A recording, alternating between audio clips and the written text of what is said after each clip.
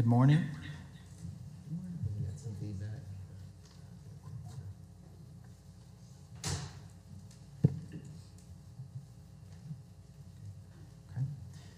The March 19th, 2024 meeting of the Charter Authorizing Panel is called to order. I'd like to welcome everyone to the Department of Education and ask that you please silence all your electronic devices.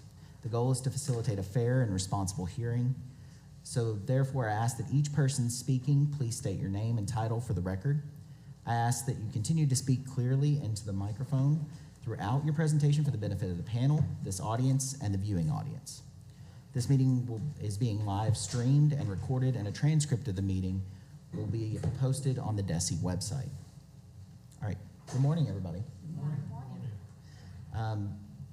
We have a consent agenda before you today, and if there are no questions, I'll accept a motion to pass the consent agenda.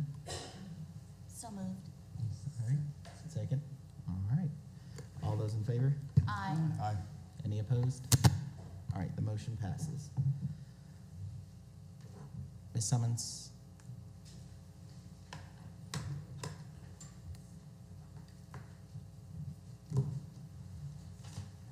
Good morning, Dory Summons, DESE Charter Office. This morning we have a continuation of our review of the charters. We have two schools that are present this morning. The first one that will be presenting before you is East End Public School. We have Mr. Mark Millahone, who is the superintendent, and we also have Ms. Jessie Forrester, who is the executive director of operations here this morning. Thank you very much. All right, well, all those who plan on testifying on behalf of the charter, please stand and raise your right hand.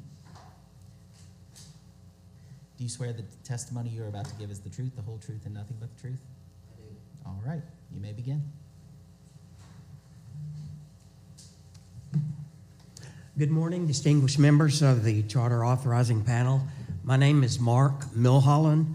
I'm currently the interim CEO for East End Public Charter Schools, and actually this is my second term as interim CEO.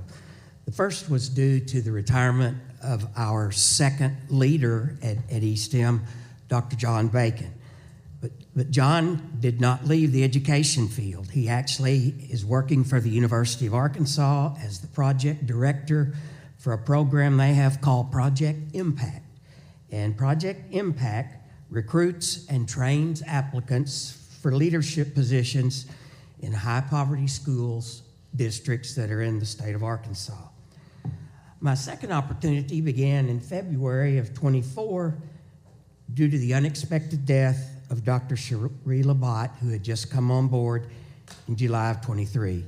The community really missed a gem in her, as she was an outstanding lady and had a lot of ideas and was excited about being here. Currently, our board is conducting a national search. Every other week, the board is meeting with our search firm to ensure that there's progress toward having a leader no later than July 1st. Our presentation today is to provide our plan of action to raise our two schools' letter grades from D's. We offer no excuses for these unacceptable letter grades that we have received, and today we will present the facts of what we are doing about it. I would like at this time to introduce our Executive Director of Operations, Jessie Forrester.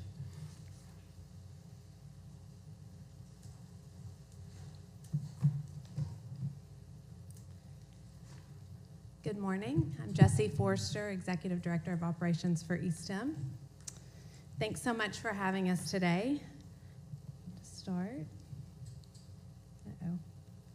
It may need to be turned on the Okay. side. There we go. To start, here's a brief timeline of our history starting in 2008. We've had several expansions over our 16 years and have grown from around 1,000 students to almost 3,000 students district-wide. In 2008, I was a kindergarten teacher at East End, and our faculty and staff worked together to develop the mission statement that embodies what we are striving to achieve for our students each day. Over the years, we have faced many challenges. Some expected: growth, expansion, acclimating new students to our school culture. Some unprecedented, like a global pandemic. But through it all, we have remained steadfast to our mission. We've used these challenges as opportunities to innovate, adapt, and grow stronger, which is exactly what we want to teach our students. Together, we are using the same skills outlined in our mission: critical thinking, problem solving, collaboration, to grow stronger and be an example for our students as we encourage them to take risks, grow, and achieve despite the challenges they may face. Today, I'm excited and thankful for the opportunity to show you how we are committed to taking the necessary steps to help our students succeed. First, a little bit about our schools. Downtown Elementary is located in the heart of downtown. It serves over 800 students in grades K through 6. 75% of our student population is economically disadvantaged, and 15% are receiving special education services. Last year, our overall school index was a 62.85. East Village Elementary opened in 2018 and serves over 700 students. 73% are economically disadvantaged, and 16% are receiving special education services. Last year at East Village Elementary, our overall school index was 61.74. Next, these graphs show the percentage of our students that are scoring proficient on NWEA reading and math MAP assessments in the fall and winter of 2023. As you can see, we were alarmed that the winter scores showed a drop in proficiency. When we received our ACT Aspire scores in the summer of 2023, we immediately went to work to analyze the data with our school leadership teams. We began a curriculum audit with a consultant who had proven results in raising low-achieving schools 1 to 2 letter grades. She evaluated our instructional materials and resources, and together we worked to create school improvement plans and begin the work towards those goals. But after seeing this data in the winter, our sense of urgency was at an all-time high, and we were disappointed that we weren't seeing the results that we were working towards. This led us to come back together with our school leadership teams to collaborate on our next steps.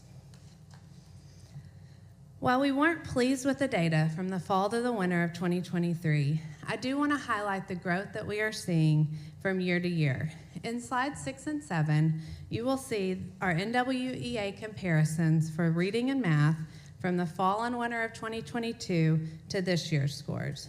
And while we have room for improvement as we work towards proficiency, we did have 100% of our classes in math show growth at both schools, and in reading, all but 4 classes showed growth.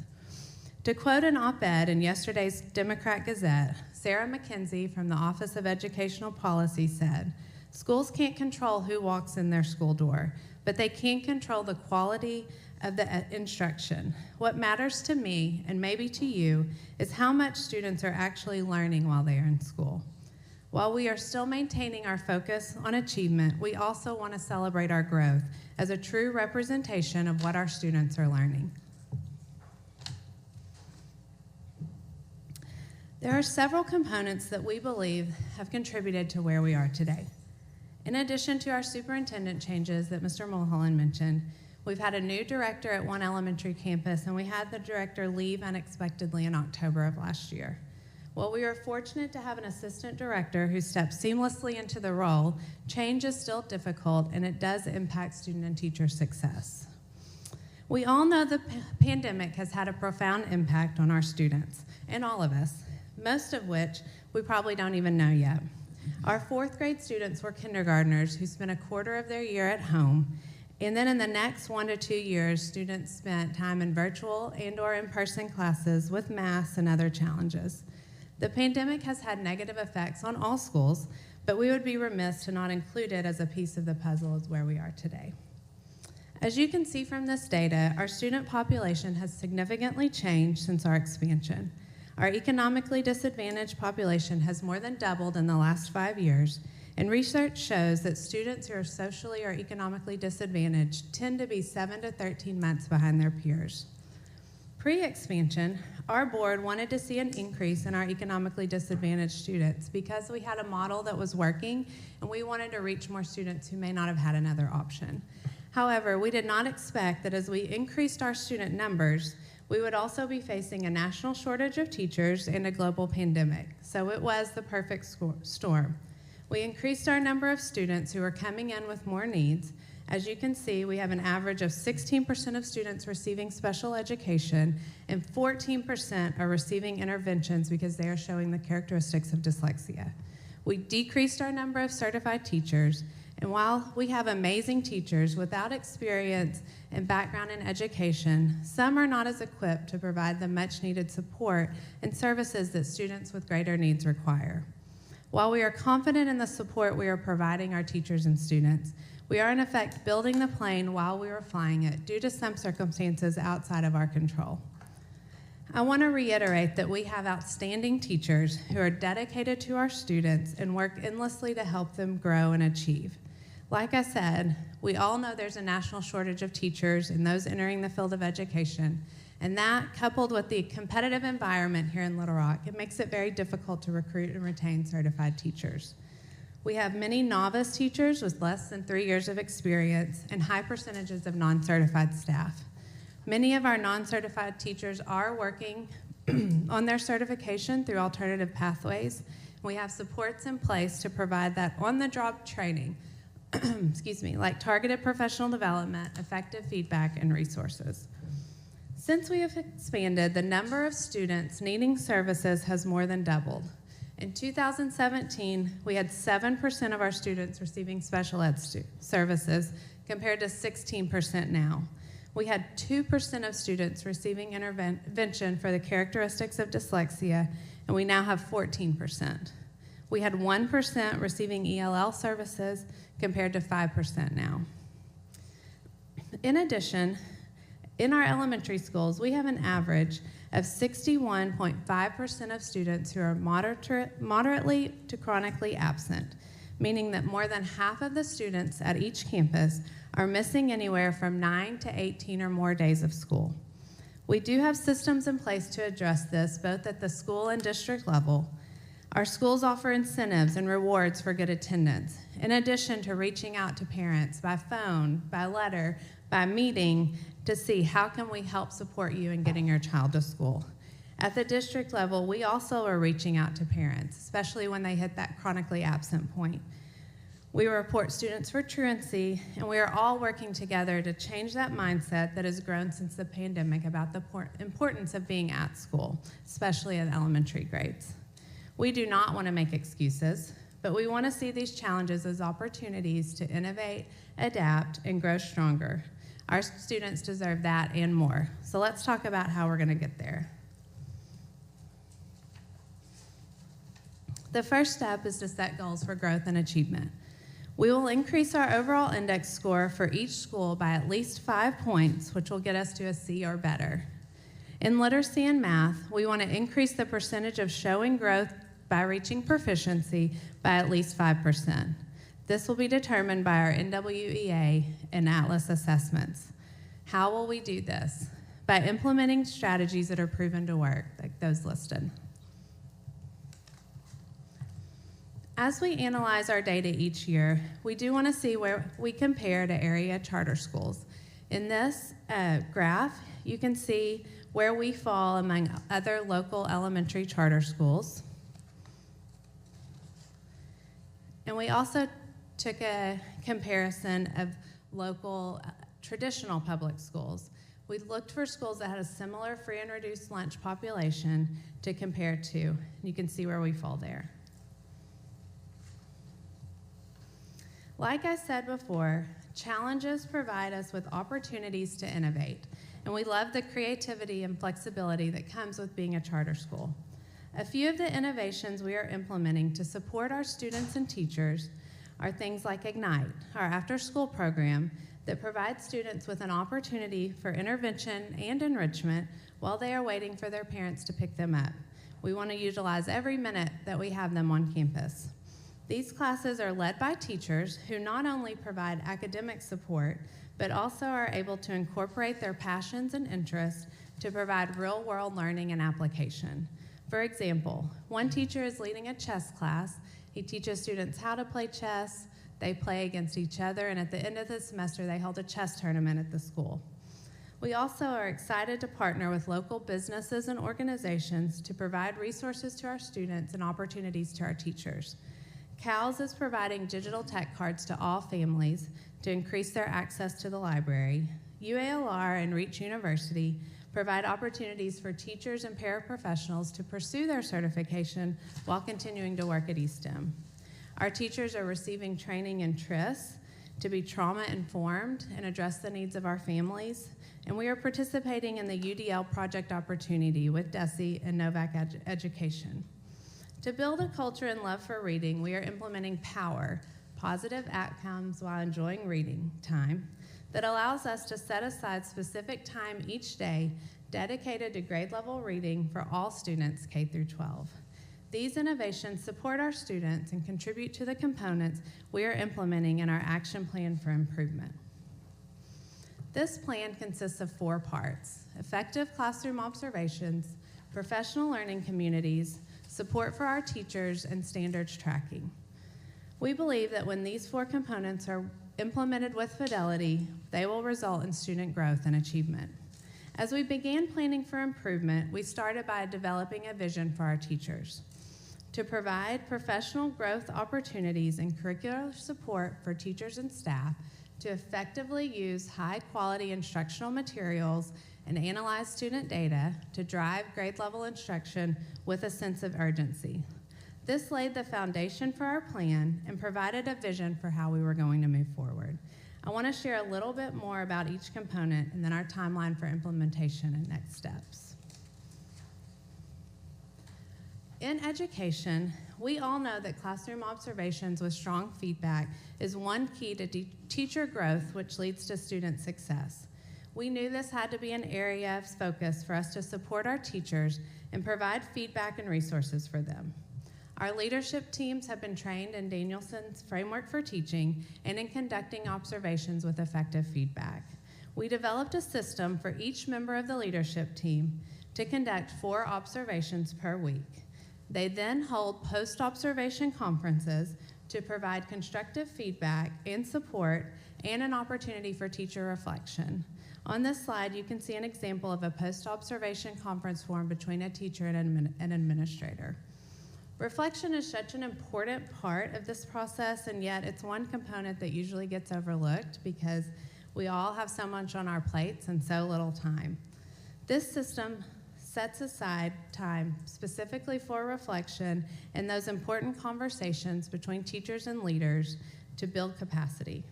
This observation is monitored at the district level to ensure it is being implemented with fidelity, and I'm excited to say that as of today, our leadership teams district-wide have conducted 1,031 observations. The next component is the consistent implementation of professional learning communities, or PLCs. Teachers meet twice weekly with instructional facilitators to provide guidance and support to analyzing student data, planning effective instruction, determining the best ways to assess content and standards for mastery. Each campus created instructional models, as you can see in this slide, to provide a map for high-quality instruction and teaching and expectations. These provide a standard of instruction for all of our classrooms. In PLCs, teachers are using student data to determine student grouping to ensure strong Tier 1 instruction. They also review common formative and summative assessments to determine mastery and identify students who are in need of reteaching and/or intervention supports. As I said earlier, teacher observations with feedback and reflection are vital pieces of this plan and important to teacher growth and success. But what do we do when observations show that a teacher is struggling? Maybe they're having a hard time with classroom management, or they need more instructional strategies to reach their students. This is where the 3rd component of our action plan comes into play. Providing differentiated support for teachers based on their needs, which come from observations and student outcomes, takes our observation system to the next level. When a teacher is struggling, our building leaders work with them to develop a support plan, as you can see an example in this slide, to identify areas for growth and resources to support those areas. The average years of teaching experience for our teachers is right around 3 years, and 60% are not certified. So it is imperative that we have a sense of urgency to equip them with the resources they need in order to be effective in the classroom right now. The final component of our action plan is intentional standards tracking. Our teachers are utilizing standards trackers, which you can see here, that list the standards, date taught, and whether or not the student mastered the concept, or if a reteach is needed and when. So often when we get in the mode of teaching, assessing, and moving on to that next skill without ever making a conscious effort to check for understanding and reteach to those who need additional support. This data is then used to formulate small groups, intervention and enrichment support for students, and to plan future instruction. We have implemented common district informative assessments, and this data, along with classroom assessments and standardized test data, are the tools our teachers need to ensure we are utilizing data-driven instruction for student growth and achievement. This data also drives our response to intervention and what I need time for daily intervention support and enrichment opportunities. Finally, we want to show you a timeline for how we have implemented these components and where we plan to go from here. Last July, we received our data and began analyzing the information to create those improvement plans and set our goals. In August, 2 consultants joined our team and began working closely with our academic department to conduct a curriculum audit and to create this action plan for improvement. Our students take the fall NWEA test in September to provide baseline data for this year. In October, our curriculum audit was complete, and that provided us with recommendations and suggestions, and the meat of this action plan really began. In November, we began monitoring the observation system to ensure it was being implemented with fidelity and that PLCs were occurring consistently. This continues through December when we administer the winter NWEA. When we returned from winter break, we began to dive into this data, and this is where we did see growth, but our percentage of students reaching proficiency was not where we wanted it to be, which led to the next component of our plan, that standards tracking. In February, our action plan is fully implemented. All components are being monitored at the district level for fidelity. Currently, we are reviewing summative data from common assessments and gearing up for the Atlas assessment, which is just about here. From here, we will administer the Atlas and Spring NWEA assessments, which will provide us with that important data to begin this process again in July. In closing, we are excited about the components that we have put into place for teachers to provide support for student growth and achievement and to lay the foundation for an action plan that will be ongoing as we move forward. Next year, we will be able to kick this off on day one and start providing the resources and support for our students and teachers to ensure success. Thank you for allowing us to share this with you today. Thank you. We'll start down here with Ms. Newton. We all acknowledge, while we all acknowledge the impact of COVID,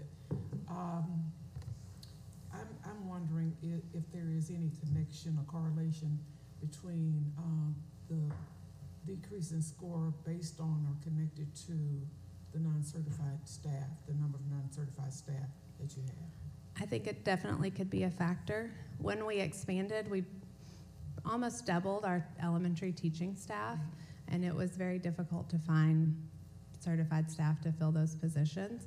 So while we have non-certified teachers who are working in those positions, we are working to provide opportunities for them to reach certification through alternative pathways. But yes, I do agree that it contributed. And so in retrospect, would you recommend or would you have considered a gradual increase in students to try to match it, for future practices or for other charters that are looking at growth, given the lack of people entering the field? So would that be a priority, or would you just work hard 24/7 to get where you need to be, or would you have a gradual? I think a gradual growth would be a little bit more feasible, especially in the climate that we're in with fewer teachers out there. I think that would serve schools that are looking to expand better, while also working 24/7 to help them. I guess this is a statement rather than a question or proclamation or whatever it is. What are we going to do about that, given that kids are not going to stop coming and eventually getting into school? You know, is the department or the leadership, is that, I guess that's not a question, it's a statement, because I don't know if anybody can answer that, but I think that's certainly something that the department should address, because given the best set of circumstances, we'll still continue to decline as long as we face this challenge. Thank you. Mr. Baldwin? Thank you. I appreciate all the detail. Thank you. And clearly you guys have put a lot of thought into this. And I agree with your list of challenges, starting with leadership changes. That's always tough, and hopefully you all will get past that. The two areas I wanted to ask about would be the non-traditional teachers. I think that's probably several people are going to ask about that, and then the student attendance, because those feel to me like things we can control better than we can. The pandemic, no one could control that. Right. But so let me ask you, the non-traditional teachers, and Ms. Newton asked that too, and you answered her well with her question. So as you all look at the level of non-traditional teachers you have, where would be a point where you would feel that you've achieved success? Because you're always going to have some. You probably don't need 61% of your teachers non-traditional. So where would be the range that you would feel like you have enough trained teachers on staff? What percent? I think in looking at student outcomes to see how our students are performing based on, a classroom level, to see, certification doesn't necessarily mean that teachers are going to be successful. So I think really analyzing the student data that comes from each teacher to see how they're performing, and maybe providing ways for those teachers to reach certification. Like I said, we have great teachers, and I don't want it to seem like we're not saying that. They are amazing. But I do think that really probably the most important piece would be to look at student data by teacher to see how they're doing. And then as we see teachers that maybe are having a more difficult time, either provide them with another way for certification or for different resources. So do you all have, so I'm going to harp on this a little bit. So do you all have specific programs to help teachers become certified? Well, we what is that assist process? them. There are like the programs through DESE that help them become certified. They can work on getting like a master's in teaching that would help them provide certification. We have in the past had like a teacher residency program that took people in the STEM field that didn't have a teaching degree and provided them with that on-the-job training, and after they finished a certain amount of time and teaching requirements, then they were given their certification. So I think there are a lot of alternative ways out there for teachers to get them. I think that it's hard to be a teacher, and then if you add that on, it's another thing to work towards. So I think providing them with different alternatives that help. Certified teachers get paid more than No, non-certified? sir. So No, it's the sir. same. So they're really not incented financially Right. to do this. I like your plan. What I would suggest, because I'm kind of a numbers person, is to create pathways so you've got certain specific goals that you're trying to hit. So my thought would be, okay, are you on target? I think you need to have a goal that you're shooting for. And if it's all just verbiage, we never know whether you're making progress or Okay. not. So I would create a goal for this, whatever that would be, and then track that and say, are we getting there? Or are we not? What levers can we pull to help our teachers be certified? I understand that's not a magic thing, but it's a good thing. Right, it is. And I'm used to seeing, I think we all are in rural communities, a lot of non-certified. In Little Rock, it's a little bit different. So my next question would be, are you all competitive? Are you all able to compete with the other schools? You know, you've got all these public schools, you've got, you know, traditional public schools.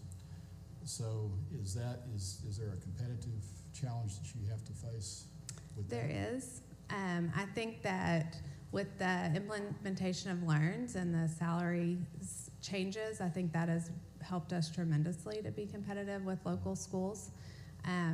As far as the things that we offer, they're very similar to a traditional public school, and so some of that would be, I think, kind of getting the misconceptions cleared up for teachers, that we offer teacher retirement and benefits and all of those things that you would have at a traditional public school too. But I think that salary was probably the biggest aid to help us to be competitive. Okay, okay, so that's a good thing. You know, down here in the slide where you have your SMART goals, Yes, sir. and how will we achieve these goals? Once again, I'm a big believer in numbers, because I think numbers they create a discipline that Right. you don't have if you don't have numbers. So I would come up and have some numbers under this on tracking success, and I think that will help you. I mean, I'm not saying this to be mean. I just think it would help you all know where you're at, and maybe you could make some corrective course changes as you go. Okay, thank you. Appreciate So I know that you're feedback. I know you're determined to Yes, we are. fix this. Thank you. So my final question is, so how long do you think it will take for you all to improve your letter grade for these two elementary schools? I mean, our goal is to hit that C at least next year. Okay, well, that's pretty fast, so that's better than I thought. Thank you. Thank you. And I just wanted to address a point that you brought up as well, which is the attendance piece. So I just wanted to know, like, what data you actually have on why students aren't attending. Well, I would have to talk a little bit more with our school leadership teams. I think that it's a variety of reasons. We don't provide traditional transportation like typical public schools and other schools, so I think that contributes. And I really, I am not 100% sure. I think that it's many different things, and I think that with COVID, people saw that not coming to school wasn't as big of a priority, and so I think that's unfortunately one big factor. And I think, just because you had brought it up earlier, I think that's something that I saw sort of missing from the goals. Okay. I mean, you did discuss, the incentives, but what if it's not the incentives that are keeping them from coming? Maybe if there's, there could be a number of reasons why they're not coming, and so if you can collect that data and then come up with some goals surrounding that, I think that would be really helpful. Absolutely. Yeah. Thank you. Mr. Davis? Thanks for the presentation. Let's just stay on that for a little bit. Are you seeing an impact in regards to attendance and enrollment? Where are you in regards to your enrollment numbers? Do you know off the top of your head? We are a little below our enrollment numbers, not at the elementary levels, not by too much. I don't know the exact percentage, but a little bit below where we had projected. Any idea, is that why that might be the case? It's possible. Okay. I do want to dig into a couple of things, and some of them have to do with what my committee members have already inquired about. In regards to the certification piece, has there been, and I am not suggesting that there need be, I'm just asking really if there's been a question around a policy in regards to teacher certification. Has there been conversation? You've talked a little bit about things and the support that's there. Have you all moved on the policy that would require certification within a certain period of years, number of years? We've had discussions about that. And, being a charter school, it does offer us some of those flexibilities and waivers that allow us to hire non-certified teachers. There have been discussions. I think it's a balance between having the flexibility and being able to hire people maybe who are experts in a field but don't have that certification, and making sure we have what we need for our students. Yeah, that's a challenging conversation, as you sort of mentioned, as you're just trying to get the most competent people Right. in the classroom. So I know it's a very challenging conversation. But I think it speaks to the goals of what Mr. Baldwin was talking about, kind of putting some hard number there, and then how do you then respond to what you've now put on paper, if you think that that's where, the most need is. You talked about the response once you all got the scores. Did your baseline scores in the fall not indicate that this might be an issue coming your way? Yes, sir. We started creating those improvement plans in July. Okay. I think as we saw some of the data that we were getting, we amped up kind of that implementation and ensuring that it was occurring across the board. But no, in July, when we originally got our ACT Aspire scores, we saw that there was going to be, some holes there, and so started working on that then. Good. You also mentioned a 5% in growth scores. Is that Growth to proficiency, so our proficiency scores. Okay, growth to yes. proficiency. Do you know? Have you all had in the history of the school any indication that that's a possibility? I'm just wondering how aggressive you are and what that might look like. Yeah, I think that we do think that that is feasible based on the things that we're doing and things we have seen. We have seen that growth continue, and then comparing last year to this year, seeing how our students are growing. Even though they're not quite reaching that proficiency, we felt like that was a good percentage to put in place that we could meet. Okay. So based upon past performance, you feel as if that's it? Yes, sir. Okay. Yes, sir. All right. Teacher feedback. And you talked about the number of classroom observations that you've done. Walk me through once that happens, and you went into this a little bit. Walk me through once that happens, what that looks like. Yeah, so we have an administrator that goes into the classroom to do an observation. After that, they share with the teacher some of their feedback, close and grows type things, and then next steps, and then the teacher. And when is that done? I'm sorry to cut you off. I just want to get very specific on this. Sure. When is that done after? After, I would say that's done within the 1 to 2 days after the observation occurs. And then that also gives the teacher time to reflect on the observation and that feedback given by the leader. And then within that 1 to 2 days, they come together and meet to discuss the feedback, and then what are the next steps? What are some things that they could implement? 1 to 2 things, not anything overwhelming, but 1 to 2 things that they could implement that would help them to just get a little bit closer to proficient success. And you also mentioned the PLCs, and walk me through what that process looks like as well.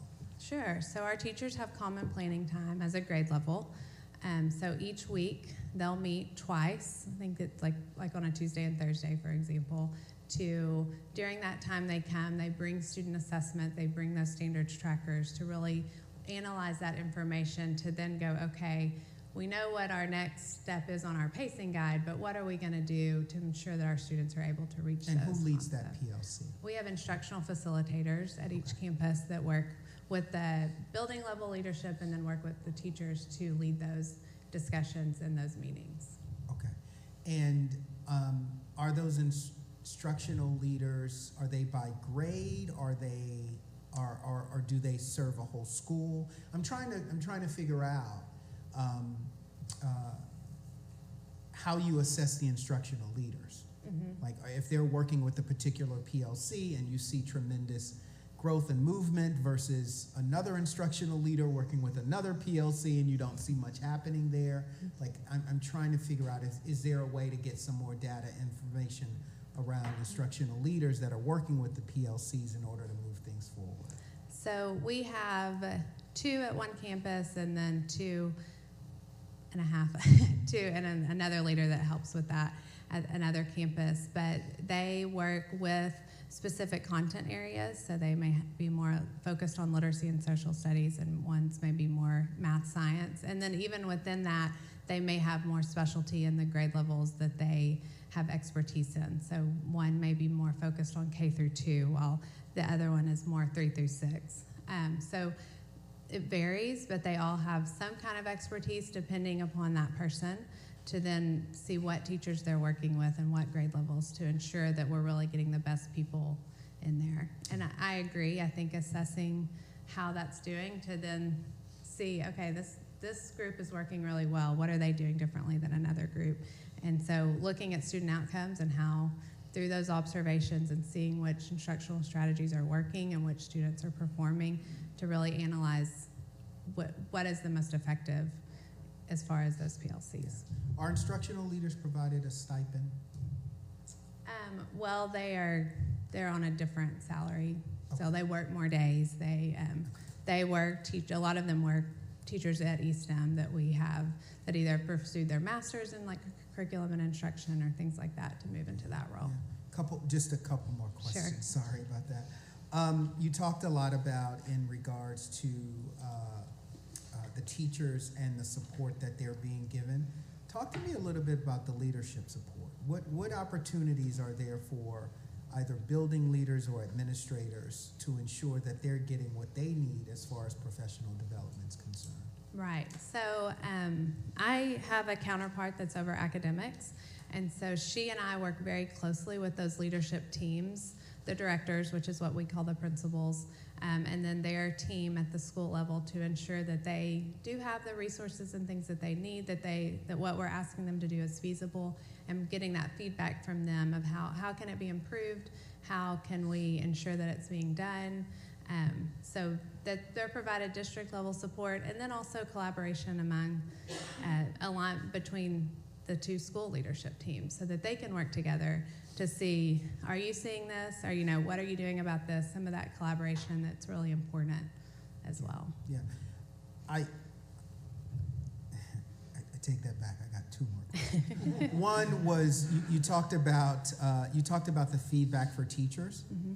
and you also kind of lifted up in the presentation the standard tracking for students and what that might look like. Can you walk me through that process? I understand that happens. What's the next step? And I know you talked about intervention. How often does that happen? Who does that happen with? Just some of those Sure. details. So for the standards tracking, basically that looks like standards that they have at that grade level, when they're going to be assessing it. In those PLCs, they work to develop those common assessments. So they're assessing it, and then did the student master it or not? And if not, So you're tracking that by student? yes, sir. Okay. Go ahead. Yes. Sorry. So if not, when is that reteach going to be? And if that reteach, maybe they're presenting the information in a different way. So they might see that a student that mastered it one way didn't master it that way. So that gives us even more data to know, okay, we've got to make sure that we are presenting it in a variety of ways to ensure mastery. From there, I would say, looking at the data, if you see a student that is struggling repeatedly, then that really provides us with the information needed that student may need to go through the RTI process for more intensive intervention. If students maybe periodically are having a hard time, then that's when we pull in that small group instruction as part of the regular school day, if differentiated in the classroom, tier 1 instruction where the teacher's providing that. We have other enrichment and elective teachers that also help provide it daily as far as intervention for students. So these things are happening either in a pull-out format or in the classroom. Or in the classroom. Mm-hmm. Okay. Thank you. And then where are you finding your teachers? Where are they coming All from? over. We have a lot of teachers. We go to job fairs. We get brand new teachers that are coming to us. We have teachers that, word of mouth that have other people. We implemented like a referral program last year to see, we feel like word of mouth is probably the best way to get good people in. And so a lot of different ways. I'm open to any other suggestions. Yeah, no, it's probably something, if you had the secret sauce, you might not want to say to the world, because folks will kind of use those things. The last question that I have is, what are the one or two things that you would lift up that you're doing now that you weren't doing? So a lot of what you covered are things that either have been happening or you may have been doing, right, prior to the last year, 2 years, right? When you talk about PLCs and teacher feedback and you know, those types of things. What are the 1 or 2 things that you feel as if we're doing this now and we weren't doing this before? Right. I think 2 things. One being, I think we were doing a lot of these things, but we weren't necessarily doing them consistently across the board. And so I think that one thing I would say is that kind of that monitoring of the plan and the steps would be one thing that's going to make a big difference.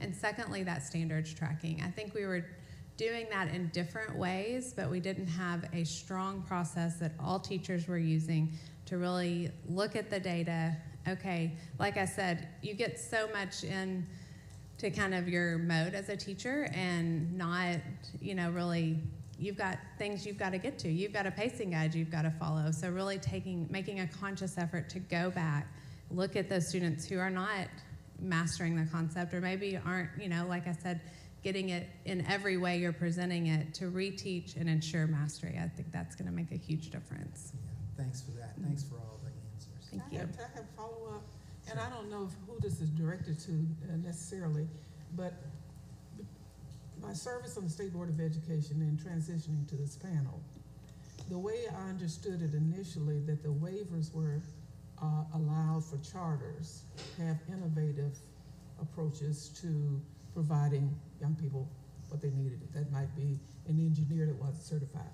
When did it shift to just, we need teachers? And so that's what I remember, and I could be wrong about it, but the waivers were not exclusively maybe for charters, but certainly that was one of the things that was listed, as I understand it, in the law. And so now we're dealing with another iteration, whatever that word is. Y'all help me with that. But anyway, we're dealing with another whole concept about certified teachers, and somehow I missed it. That when we flowed from it, I can certainly understand the need for it and maybe COVID driving, but I do remember, because charters came before I left State Board, and that waiver was tied, as I remember. Is that correct? I mean, I think originally that was the purpose, but I think as our teacher shortage has increased, the waivers have been used for other areas outside. But I will say this, if they are in a core area, they must be AQT, which is Arkansas Qualified Teacher, which there are specific qualifications, including 18 hours of credit in the content area. So there are pieces in there that allow for them to be content experts, even though they are on a waiver of licensure specifically. Does that make sense? It does. Which group is more impacted? Charters or schools that are not charters? I can't say definitively, but I would say it's pretty much the pipeline is difficult for everyone right now, you know, across the board. It'd be interesting to see the percentage of non-certified teachers relative to letter grades, you know. Yes. And so you were assuming that in charters that there's a non-conventional or non-traditional or innovative approach. So I'd like to see how impactful that is. The non-certified staff, is it more of a negative impact in one population than another? Then maybe we look at something around that or trying to address that. I think that's a really good point. That's a really good point. I like that point. And in particular, the question is whether or not the non-certified is really, are the performances tracking successfully? You can be certified and still the performance may not be tracking. There may be other elements associated with performance. So if you're looking at performance, tracking certifications is one thing, but other aspects is Well, and I want to be careful that, you know, I want to be careful about the correlation. I think there's something there, but I think we have the ability, whether a teacher is certified or not, to understand if the kids in front of that teacher is learning or not, right? So we may not even need to look at it from a certification, non-certification.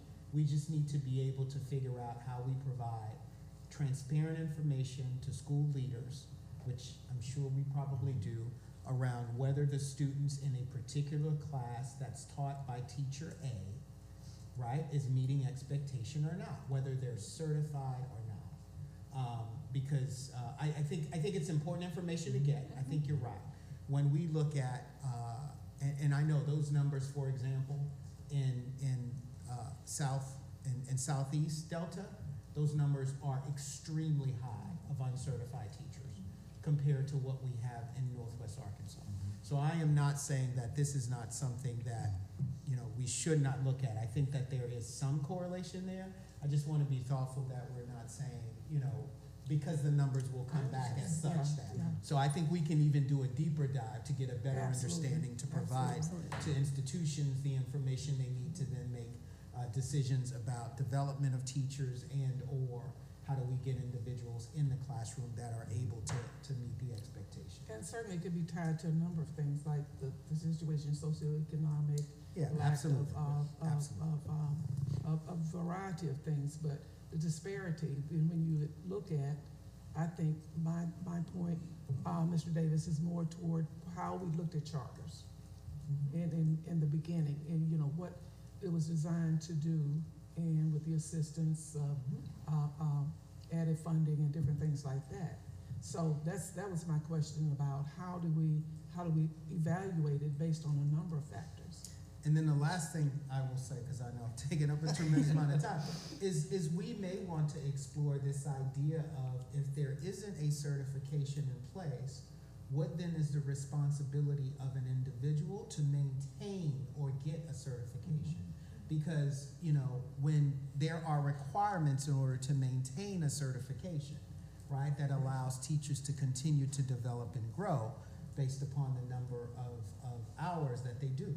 If that requirement is not there, right, or is that individual who's not certified going to invest in the development fully because they're not getting anything out of it? So I think there's something else to think about. And my final, I promise, is there a difference between the pay? No, ma'am. There's no difference. So a non-certified, to your point, Yes. it gets the same, it's the same compensation as the certified. I will just put in a plug here for master and lead teacher designations. Okay. Looking at how those master teachers are content area experts and how that might be beneficial for, to Mr. Davis's point earlier about leadership, it puts that extra level in there to say, okay, now we have these content area experts that can go in and actually work with our teachers to make sure that they've got up-to-date content and that they're, right where they need to be with their Right. field. Thank So, you. Yeah. all right, Mr. Scott? Yes, absolutely. I want to first preface this by thanking you, Ms. Forster and Dr. Mulholland, for the work that you're doing at Eastham. At the end of the day, there's an idea that translated to individuals getting together saying, hey, we're going to target urban America, urban Arkansas, specifically Little Rock, downtown Little Rock. And that in itself says a lot, because in order to do that, to be successful, you have to have a decent understanding of your demographic and to put the necessary operational elements into place to be successful. Along the way, you proved yourself successful, but you also enhanced your growth by expanding. And one of the reasons, not the only reason, but one of the reasons you're here today is because the track record that you've exhibited before all of a sudden hit a bump.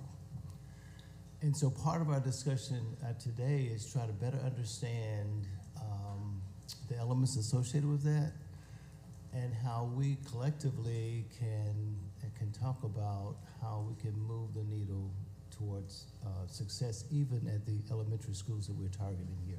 So I want to say thank you for the work you've done. You've had leadership transitions. Our prayers obviously for the loss of your recent CEO.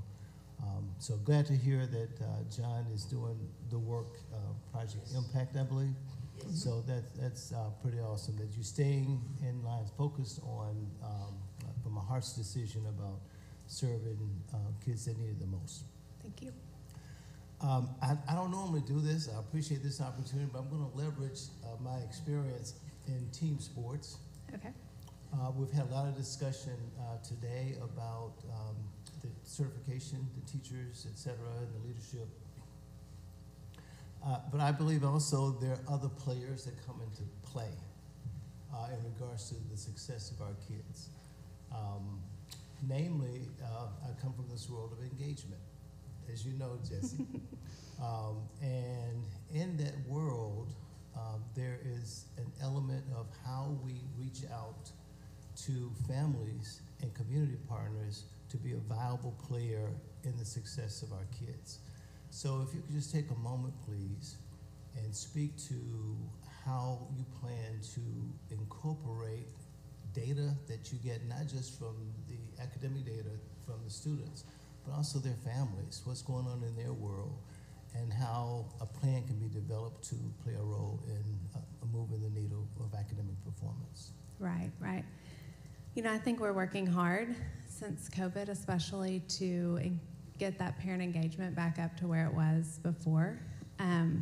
And starting with strong parent organizations at both campuses, we call them E-Team, and they are working hard to provide opportunities for parents to be on campus, volunteer opportunities or reading to students in the classroom, but utilizing our parents as part of the team to really make a difference, because we all know that engaged parents translate to higher performing students and happier students too.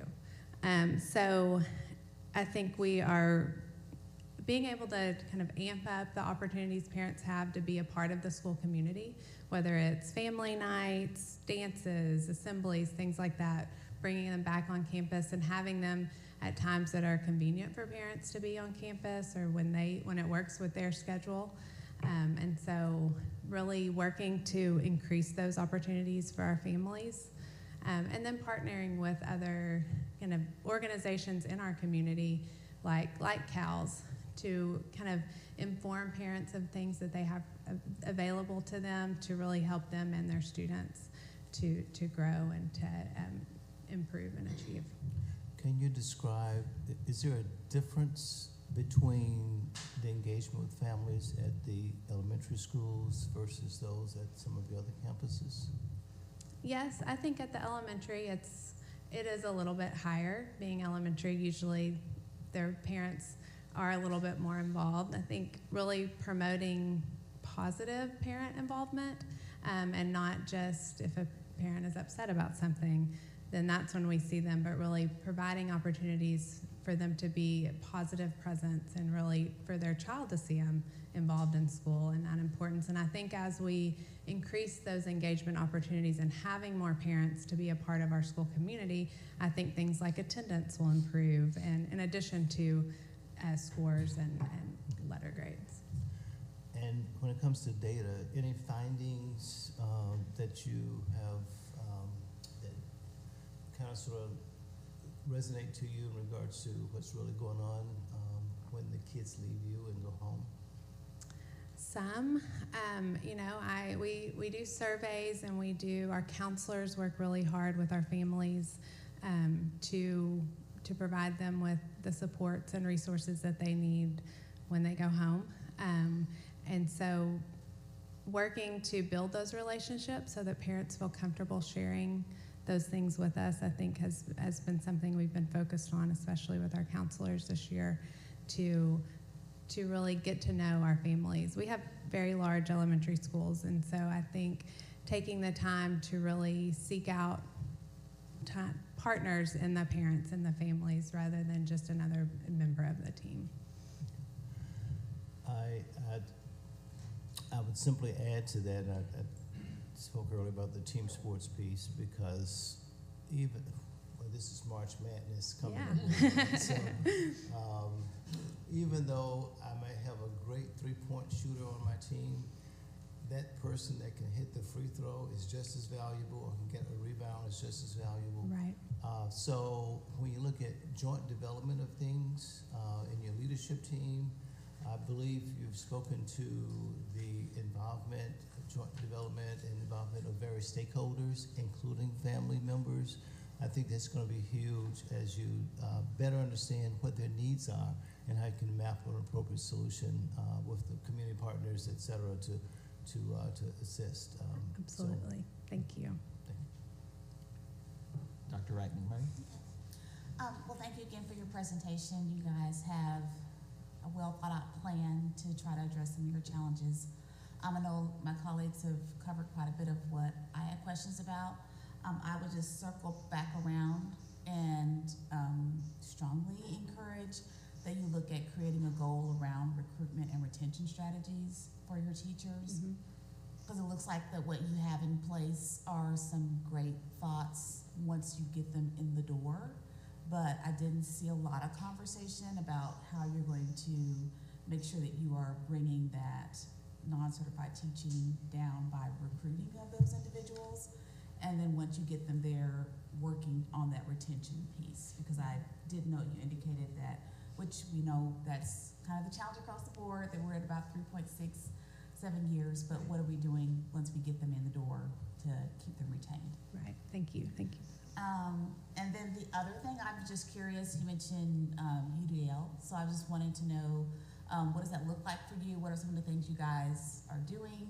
Have you seen any changes that have come about from that? I know it might be kind of early, but is there anything you can put your hand on and say that we feel like that by providing this training for our teachers, that our kiddos are having this type of change or growth? We are early in the process. We have a team of employees from each campus who are participating in that professional development and then are going back to provide the PD to our teachers.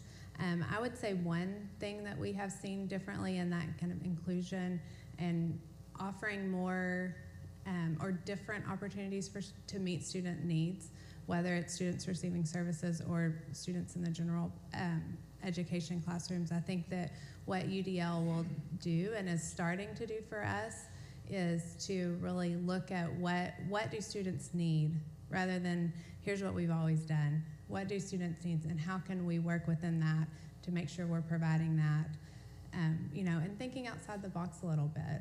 And one thing I know that we're going to try next year, kind of like some little kind of small group classes that go along with our secondary classes to provide some additional support for students who maybe don't need a resource or something as intensive as that, but they need a little bit extra support. So I think that's going to be really exciting to see how it works and see how it's going, with some, I'm sure, roadblocks and challenges, but working those out and seeing how that helps students. I'm excited about that.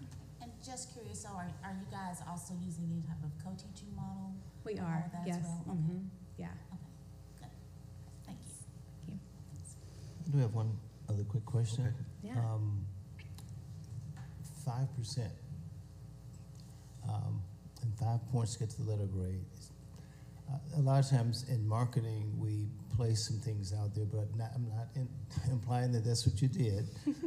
But there has to be, in addition to the staffing, critical success factors that you see, things that have to go right in order for you to hit your mark. As I believe you said within a year. Mm-hmm. Could you talk to us about some of those factors that have to go right? I think increasing that student attendance, students being at school, is something that has got to improve and go right in order for us to see some of those things. I think that consistency piece of utilizing the plan that we have in place and making sure that it's being implemented is something that has to be done and go right. And then, I think that just also celebrating the growth and the success that we've had, and not, we have a lot of great things going on too.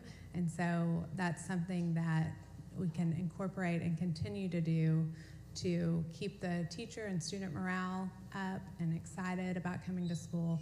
So I would say that that's something else. Thank you. Any other questions or comments? really appreciate you coming before Thank you us guys today so and much. talking to us. Thank you. Thank you. All right, Ms. Summons?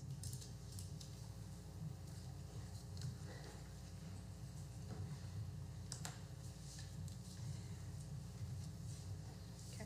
The second school that we have present is KIPP Delta Public Schools. We have Mr. James Boyd, who's the executive director, and we also have Ms. Lakita Ward, who's the director of curriculum and instruction here this morning. Thank you. Would all those who plan on testifying in behalf of the charter, would you please raise your right hand and stand? All right. Do you swear that the testimony you're about to give is the truth, the whole truth, and nothing but the truth? All right. You may begin.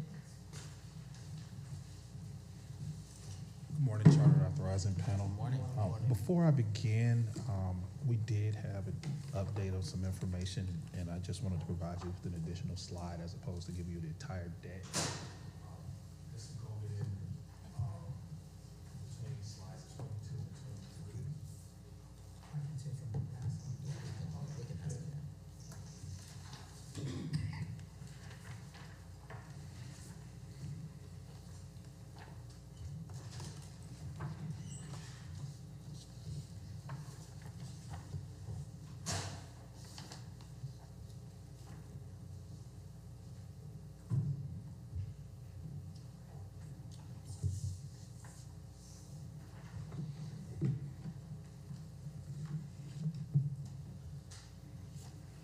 Good morning, Charter Authorizing Panel. My name is James Boyd Jr. I'm the very proud Executive Director of KIPP Delta Public School. Along with me is my extraordinary Director of Curriculum and Instruction, Ms. Lakita Ward. We're here to talk about KIPP Blyville Collegiate Preparatory Elementary School.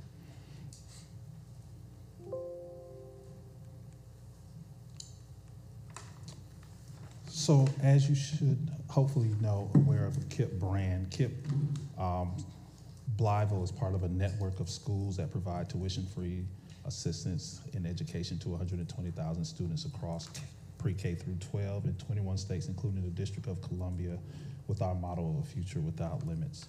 The purpose of KIPP Blyville College Preparatory Elementary School, which for the sake of that tongue twister, I'm just gonna call KCPS, instead of saying KIPP Blyville College Preparatory, if you'll allow me to use that abbreviation, with a focus of a robust academics and meaningful character development. And we hope that all our students and our alumnus are creating a wider path for opportunity and challenge for themselves and for those who follow.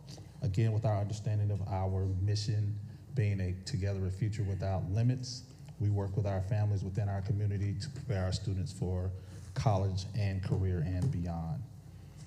The mission of KCPS will be to create a joyful school experience for students, families, staff, and our community.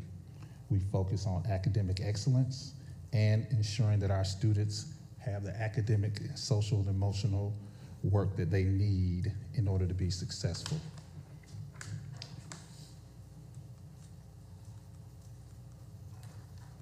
So a little bit about myself. I have over 25 years experience. The end of this month will actually be my first year here with KIPP.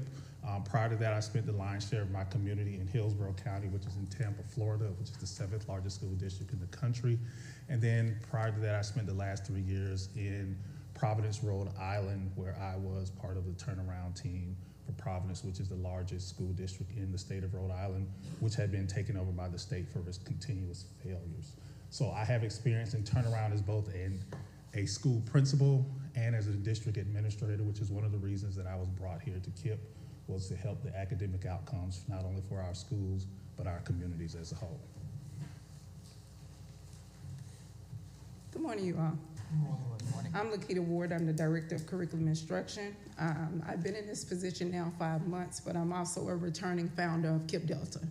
I am a very proud native of Helena, Arkansas, and my 20 years of experience has actually been in traditional and charter schools. I just wanted to share, I wanted to round out our senior leadership team. And the reason I'm bringing that up is, as Ms. Ward shared with you and I shared, we both have been with KIPP Delta for less than a year. The only member of my senior leadership team who is a returning veteran is Ms. Linda Murdoch.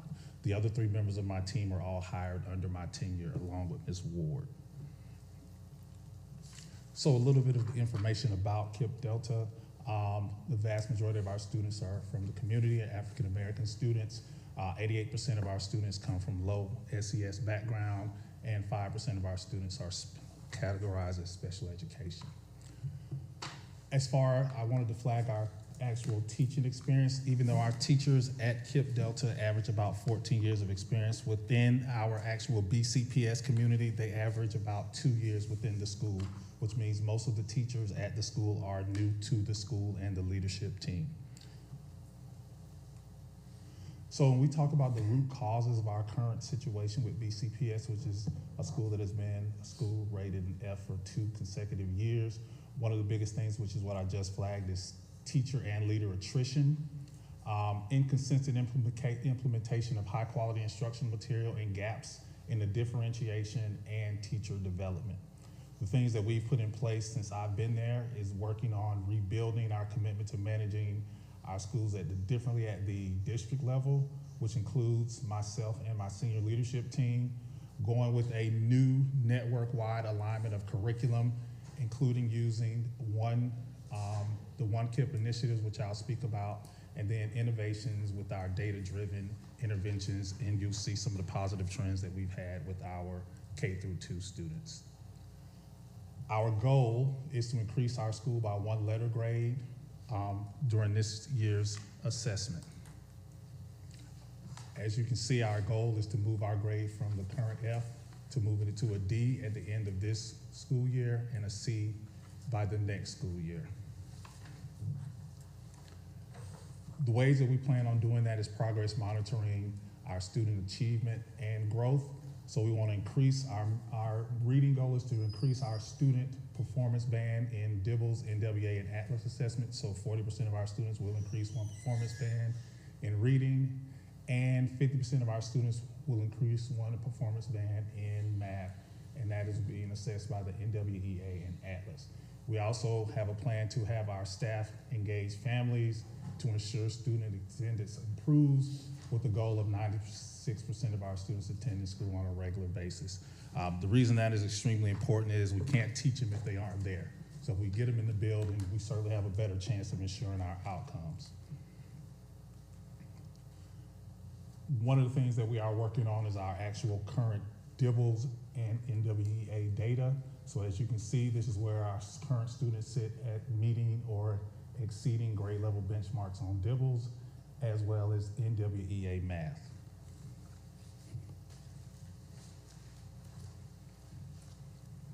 So because we are making an intentional effort to change the BCPS letter grade, we set the goal of increasing the daily attendance average by 96%, by reducing the chronic absenteeism by 10%. We've driven the school year 23-24 results of 96% as a daily school attendance average, and the chronic absenteeism is down 3% from the 10% reduction goal. The leaders and staff are working very hard to implement class dojo systems, which has actually upped our family engagement to the point of where we have 160 families engaged using Parent Square.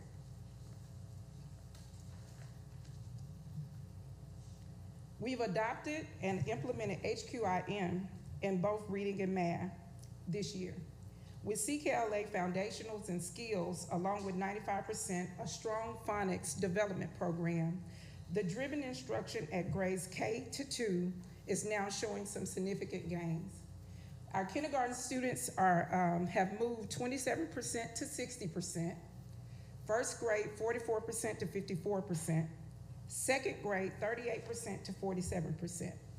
Since the decision to implement both with fidelity and biweekly observations and feedback cycles, we've seen our BOY to MOY performance in grades K-2 meet and exceed grade level mastery. We've also been very lucky to be a part of the ecosystem that has now been created by the KIPP Foundation and the One KIPP mission, where we have schools across the country we are able to lean into as our sister schools for implementation support and PD offerings. And I just want to say one of the reasons that we're flagging our K through 2 growth is because anyone in education knows that children in grades K through 2 are learning to read, so that for grades 3 through 12 they can read to learn. So we know if we focus on that early literacy part and get students at or above grade level by the time they reach 3rd grade, we have a much higher prevalence of those students staying on grade level and earning and keeping proficiency.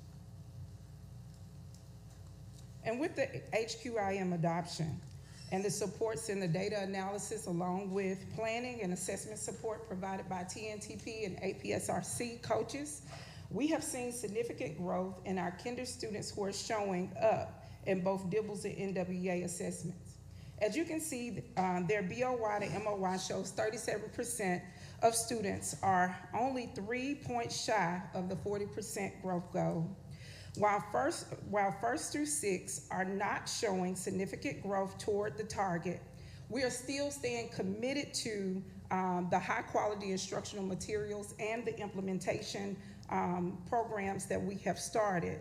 And we believe that with a combination of 1st through 5th, we see about 84% of students actually showing growth gains. We are now driving a new RTI structure and adding an extra 90 minutes of intervention spread throughout the day, throughout the school day. These are the impacts of the HQIM and also coaching used in math.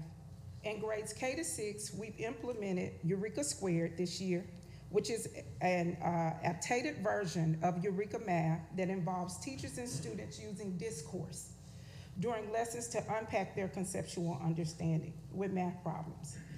With the same coaching approach of lesson internalizations and more standards unpacking and skills alignment, our TNTP coaches are helping to support bi-weekly PLCs that involve our actual grade level teams being able to look at data. Also, the BCPS leaders are also utilizing math and reading interventionists throughout their schools, where this is supporting teachers to remediate students driven to cover foundational skills and topics that students will need to better understand the concepts and also build more confidence in their knowledge.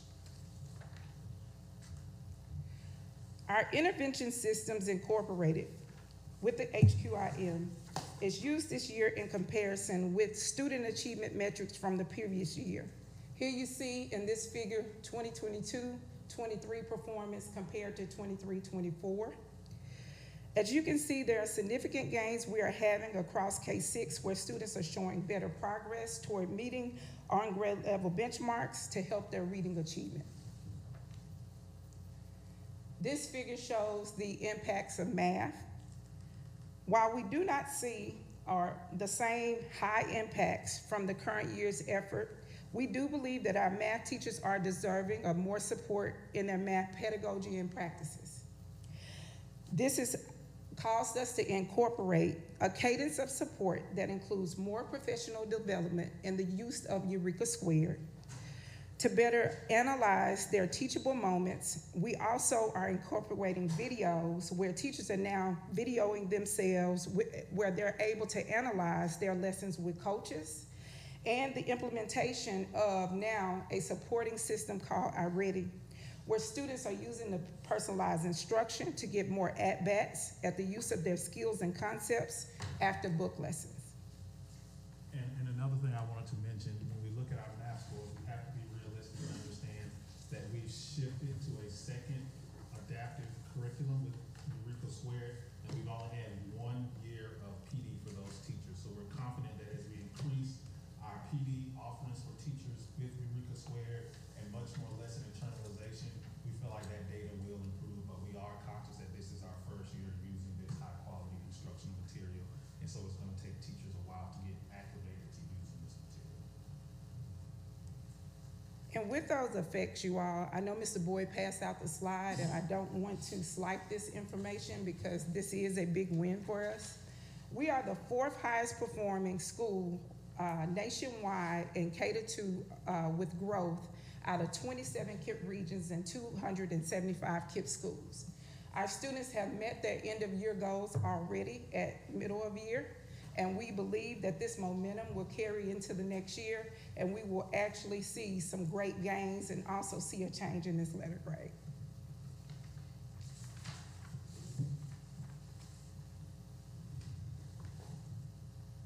So as we talk about some of the innovations that we are having within KIPP Delta, one of the things that we really want to flag is partnering with our KIPP Foundation. As I spoke before, KIPP Delta is part of an ecosystem of the KIPP system, and one of the things that is happening is KIPP has gone to what they're calling the One KIPP initiative, which means previously each KIPP region had the autonomy to pick their own curriculum resources, but with our new CEO, we are now going to an alignment so that all of our elementary schools within the KIPP network will be using an aligned curriculum.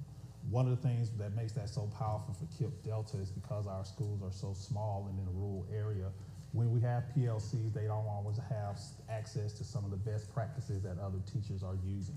With now being part of that KIPP ecosystem, they'll have the capacity to collaborate with teachers who are using a similar curriculum in other geographic areas with similar students to actually see what are those best practices that those teachers are using that they can use to directly impact their students. So parts of the KIPP One initiative that we're really enthusiastic about for this specific school are our K-8 alignment on math, our K-8 alignment on literacy, and our leadership development, which will focus on teaching those leaders the skills they need not only to be successful leading their school, but also as instructional leaders with supporting the development of their teachers and staff. We're also working on progress monitoring using data-driven small group instruction interventions to work with our students in both Tier 1 and Tier 2. We also have a partnership with coaching for early literacy with APSRC, and also using that to work with our paraprofessionals to work with them on gaining those skills to help teach students. We also are using interventions in small groups to work on our DIBELS and math data. And I do have to say this is one of the first times under Ms. Ward that we're actually pushing our leaders and our teachers to actually use data to inform their practice, and especially when they're creating homogeneous groups of students who are struggling with the same concepts, as well as heterogeneous groups when they're doing small group instruction, that these decisions will actually be based on actual assessment and teacher-made assessment data. Our commitment to our students does not waver. We do understand where our school grade is, but I can tell you that my team has come in specifically with the understanding that we are in a situation of turnaround, and we have to turn these schools around for the purposes of educating our students, and it's also what our community deserves. When we look at a comparative study between the other schools in the Blytheville area, Blytheville has 2 other elementary schools that are both part of Blytheville schools, and that is Blytheville Primary School, which serves students in K-2, and Blytheville Elementary School, which serves students in 3 through 5. This is this year's index score, so as you can see, our school BCPS as well as Blytheville Primary and Elementary are all rated Fs.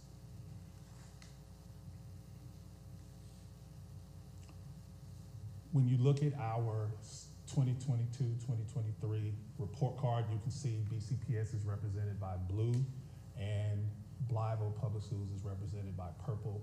You can see in what areas we are comparative on our math, ELA, and science scores. When we talk about our interventions, one of the things that we flagged earlier is trying to get our average daily attendance up to 96% and above. And the things that we're doing is really working on our relationships with our families, whereby ensuring that we're having scripted phone calls to families when students are not at school. And by scripted, I mean making sure that we're asking those questions of what things are going on and what we can do to be supportive if families do not have students in school. We are aware that truancy is sometimes an avenue that communities make, but we also have to understand we have to look and talk to families to see what are those specific impediments to them getting to school. We try to make those phone calls every day by 9 a.m. So if there is an opportunity the student can get to school, they've only missed maybe an hour and a half of instruction, if we can encourage those parents to bring those students to school. And we also are having our student success coordinators schedule home visits for students who are coming close to being habitually or chronically absent. So that kicks in when students have missed 3 or more consecutive days and haven't communicated to the school as to why. We're also training our operations coordinators and student success coordinators to properly document student attendance to help prevent chronic absenteeism. And we're also working on the frequency of communication with families about chronic absenteeism and actually educating them on what chronic absenteeism actually means, so that the parents are sometimes not aware that when they have students who miss a certain number of days, it negatively impacts that student's learning, especially in the primary grade. So we have to educate families on the importance of attendance. Other things that we're doing is we're working with our teachers on using the curriculum with fidelity. We have our teachers using CKLA. We're having teachers use Centers, My Perspective, and Eureka Squared, and ensuring, again, that teachers have not only access to the high quality instructional material, but also the PD that's necessary for them to be successful in using that material. One of the things that we're doing is we've increased the frequency of teacher observations. We've created feedback loops on improving academics, and we're using our partnership with TNTP, who does specific content training for teachers. We're also making sure that teachers are using literacy and math centers as part of their interventions, ensuring that they're doing small group tier 1 instruction. We're using data trackers to ensure teachers are monitoring students' progress. And again, we're starting to implement assessments using exit tickets, end of module exams, and also whatever assessments come with the specific curriculum that we're using. So that's CKLA, also using DIBELS, MAPS, and iRated data. We're also making sure that school leaders and APs, assistant principals, are meeting to examine student work and have a data analysis protocol which they've developed through our partnership with TNTP. Again, going back to our attendance as part of our development, we are making sure that we're making phone calls to families with attendance procedures, using truancy in those extreme cases, and making sure that our teachers are receiving the appropriate professional development on our curriculum resources, as well as using examples of student work, which is a protocol that has been supported by TNTP. Also making sure that our math teachers are receiving support and professional development, using the math common core examples of standards, and using our math centers, which again is work that has been supported by our relationship with TNTP. One of the things that Ms. Ward mentioned earlier is we use a platform called Torch, which is what we're having our actual school teachers record their lessons on so they can receive feedback on those lessons. We're also creating professional development for content teachers through TNTP, and one of the things that we implemented over the last couple of months to ensure development of our leaders is we're now instituting, or we have instituted since the beginning of this calendar year, half-day PD sessions for all school leaders. That is actually facilitated by Ms. Ward, myself, and other members of senior leadership, going on specific instructional leadership practices for our school leaders to use. As I said before, we understand that we are trying to make transformational change within our schools, within the KIPP ecosystem, and within the Delta. And so we understand that we have to work on improvement to increase our mission. I can tell you personally, as a person who has just come here, our schools and our community do not deserve the grades that they have. And so it is my job to ensure that we change those grades and those outcomes, because that's what the community desires. That's what the community needs. One of the reasons that charter schools exist in these ecosystems is to ensure parents, families, and communities have choice, and that they have options, because we know options are always will increase outcomes. And so it is my personal charge and my team's personal charge to ensure that we increase outcomes for our students within the Delta. Last, I'd like to wrap up with our mission, which you can see at the top is our student outcomes, and that is supported by our 4 pillars of strong academic programs, a bench of talent, operational excellence, and fiscal health. Thank you. Thank you. Dr. Wright McMurray? Sorry, I got used to you, sir. Thank you so much for coming in today and giving us updates on where you are and what you kind of thought through.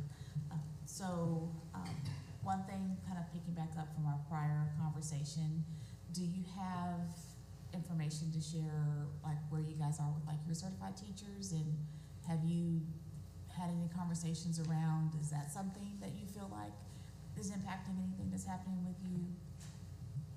Yes, ma'am. The vast majority of our teachers are uncertified.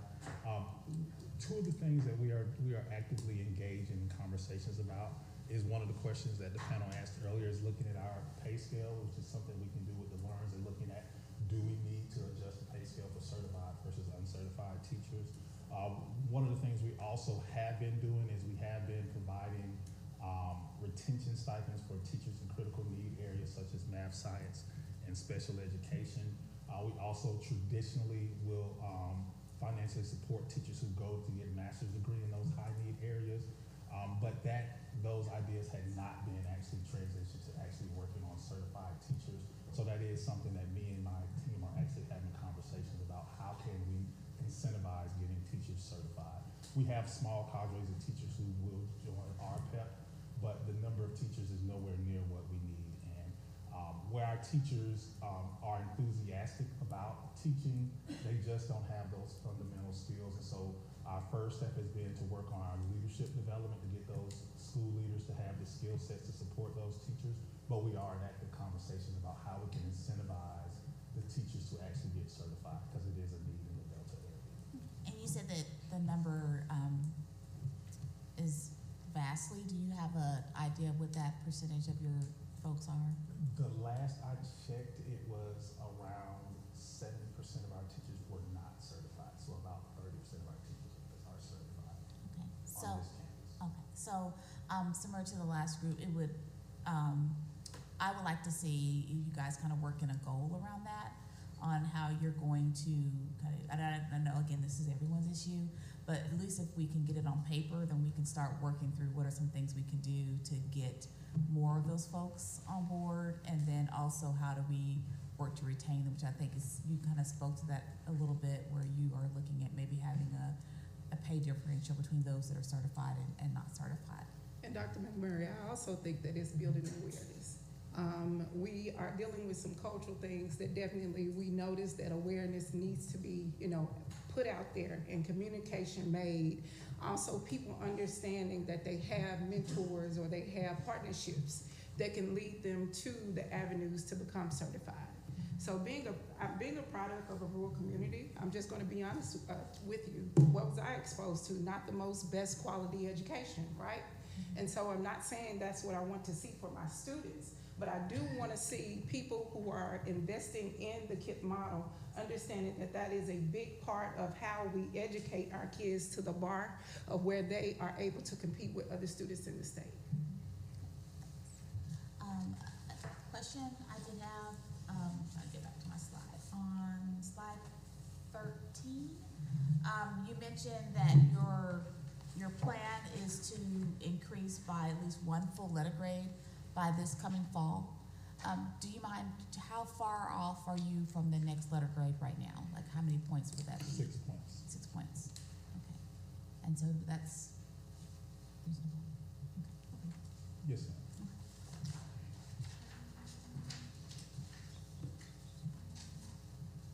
Sorry, I make notes on slides.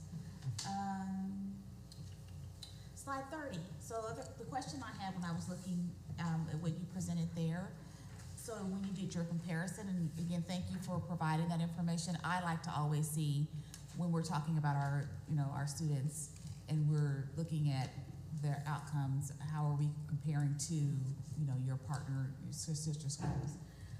So you provided us for K through 6, and then we looked at the one that is K through 2, and then the other one is 3 through 6. Do you have an idea of, if you were just looking at those same exact students, what would be your comparable outcomes? So if you compared yourself to their K through 2 students, and then you compared yourself to their 3 through 6 students, what that looks like. Yes, ma'am. Well, K through 2 they're not assessed. So we look at our 3 through 5. Okay. Those numbers are the same. They're both. And then when you look at their middle school, which would encompass, when you look at Blythe Hills Middle School, which is 6th grade, and our 6th grade, they're both unfortunately comparable. They're both M's. Okay, so even with that, you're still kind of Yes, ma'am. finding out. Okay.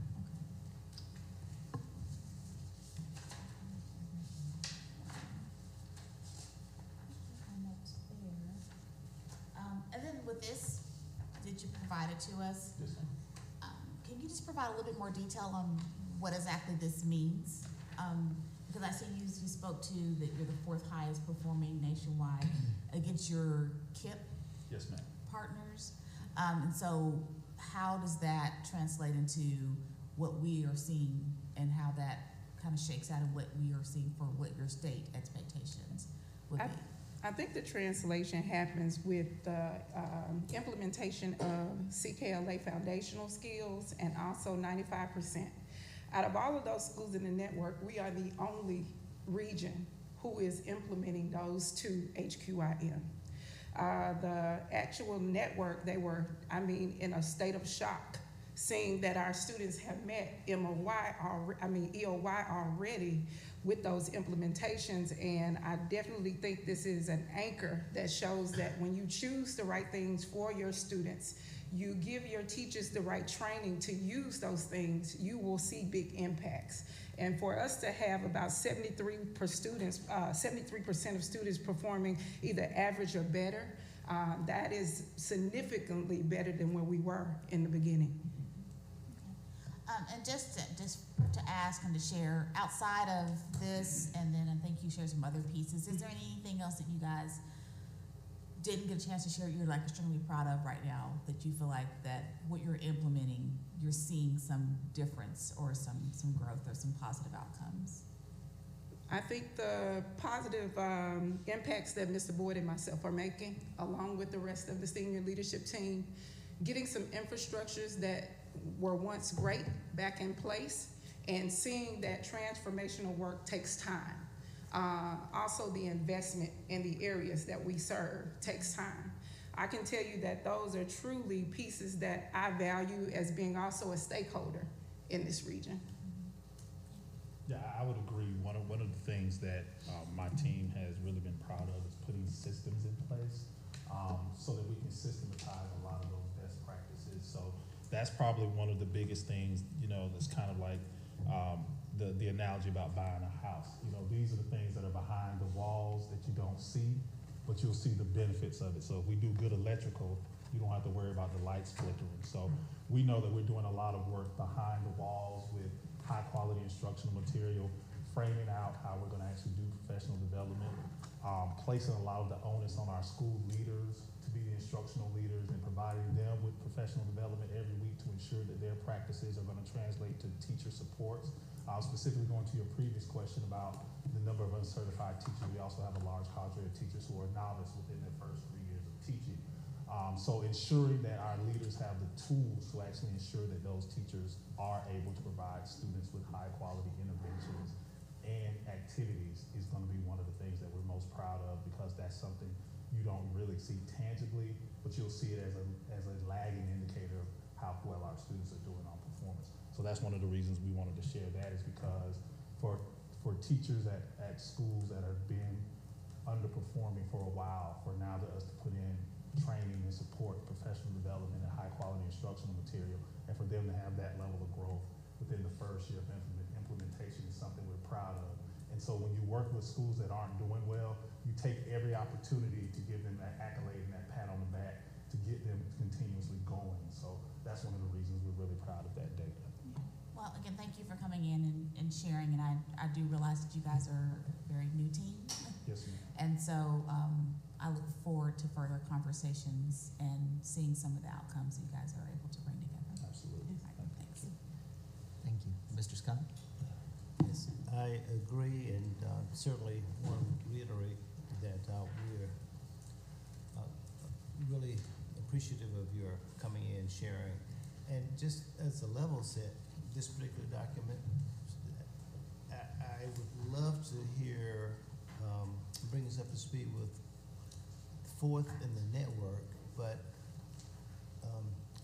the landscape of KIPP schools across the country, are there any that are directly parallel or close, similar to what you're serving here in Arkansas?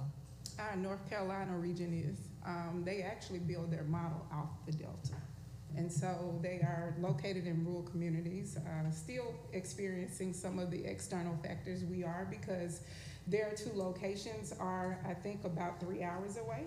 Our two locations are about 2.5 hours away. So trying to figure out how to, strongly support those two locations with the, I'm just gonna say with the gaps that we have in staff. That's another huge hurdle that we have. So seeing that, in that rural community, how effective they've been, we're kind of duplicating some of the positions. We've looked at their organizational charts, and we're trying to figure out how can we somewhat replicate the same things.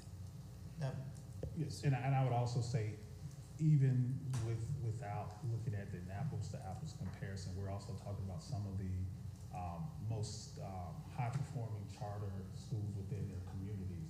And so for us to say that as far as growth, we're the fourth highest growth when we're talking about other geographic areas like Albany, New York, or DC, or NoCal, which are schools that have had a history of being high-performing, that we have better growth metrics to them. Again, is something we're really proud of, because even if it doesn't directly translate to our proficiency, we know that growth is going to lead to proficiency. And so, again, when you have a community that has taken a lot of negativity because of their performance, anytime we have an opportunity to share things that they're doing well, we have to try to elevate that.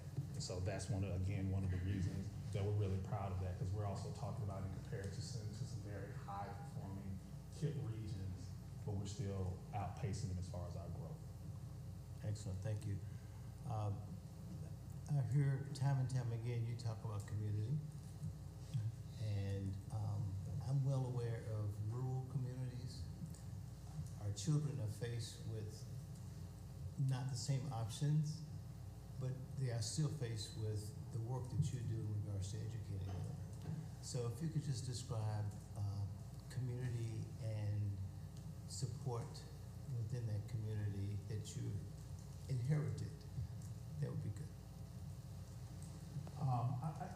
I would say for me, one of the things that I have not been able to do as well as I wanted to because of trying to focus on our academics is my relationship with the community.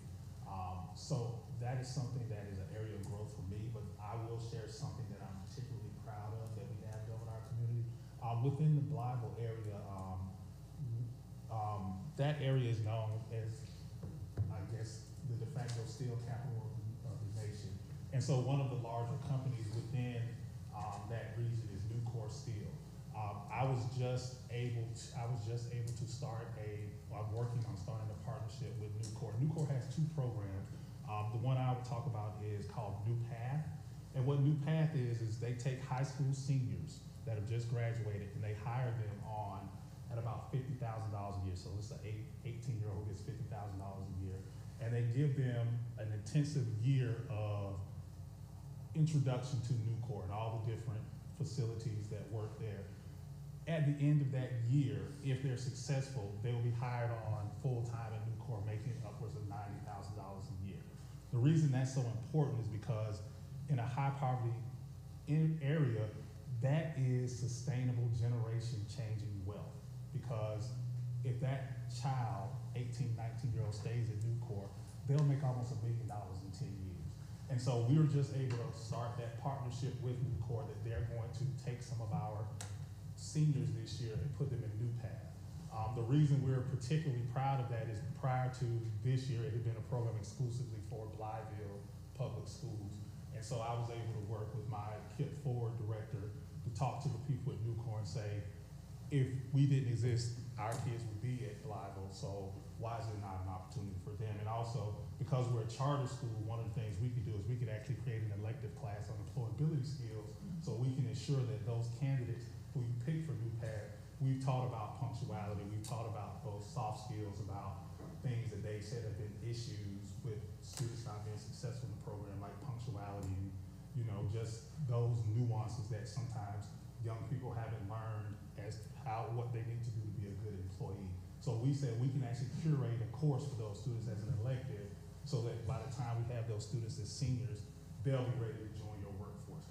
That's something I'm particularly proud that I'm going to be able to share with my community, because that is going to ensure that those students within Blytheville are going to have that financial security that they're going to need, and it's going to keep that money within that community, which is also going to help our schools, because if you live in the community, you pay taxes in the community, so you help the community that way.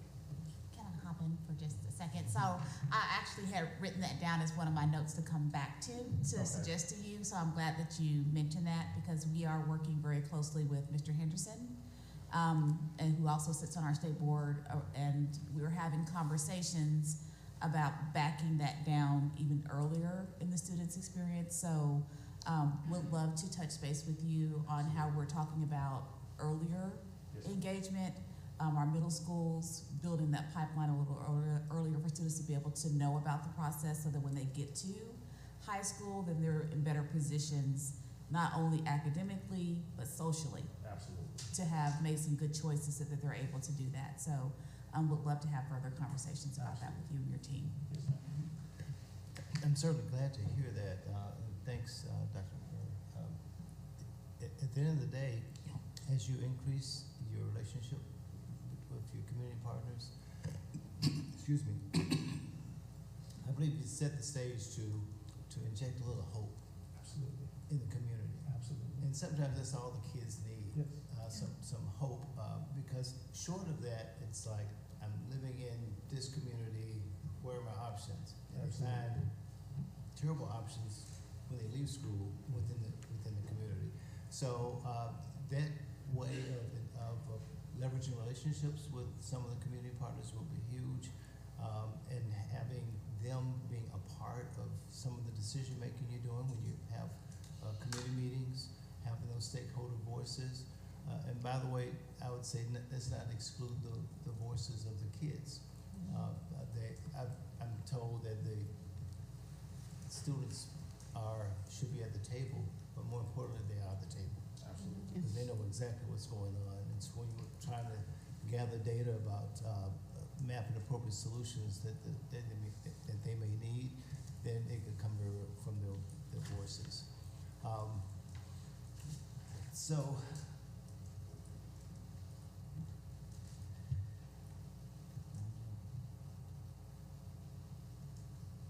I've got one other question, and that is, we have a situation where there's a brand, and now you're rebranding. And a part of your effort on the leadership piece is to take a look at all the elements of academics, but also you're showcasing your mastery of your understanding of financials, and also on the operations side as well. And you, as relatively new, especially Mr. Boyd, your turnaround experience, what kind of strategies can you say would be most applicable to what you're doing now in the new role you're playing in? Thank you for that question. I would say one of the biggest things is when I look at the organization, from a macro level, we did not place enough emphasis on the academics department. We did not curate enough people who had instructional expertise. So one of the things that Ms. Ward has done and continues to do is actually looking for individuals, specifically teachers, who we can elevate to coaches. Because when you're dealing with a large number of uncertified teachers and novice teachers, you have to really leverage opportunities for teachers to work with other teachers to support their growth. So that's probably one of the biggest things that I've noticed, is we had not placed enough emphasis on our academics department. That is really, in my opinion, where the lion's share of our funding should go, supporting student growth and achievement. And so that's probably one of the biggest things that we're working on now, is hiring a lot more people within the academics field, and not necessarily classroom teachers. And I'm certainly not trying to bloat central office, but we have to have more people who can support teachers and leaders. So that's probably one of the first things.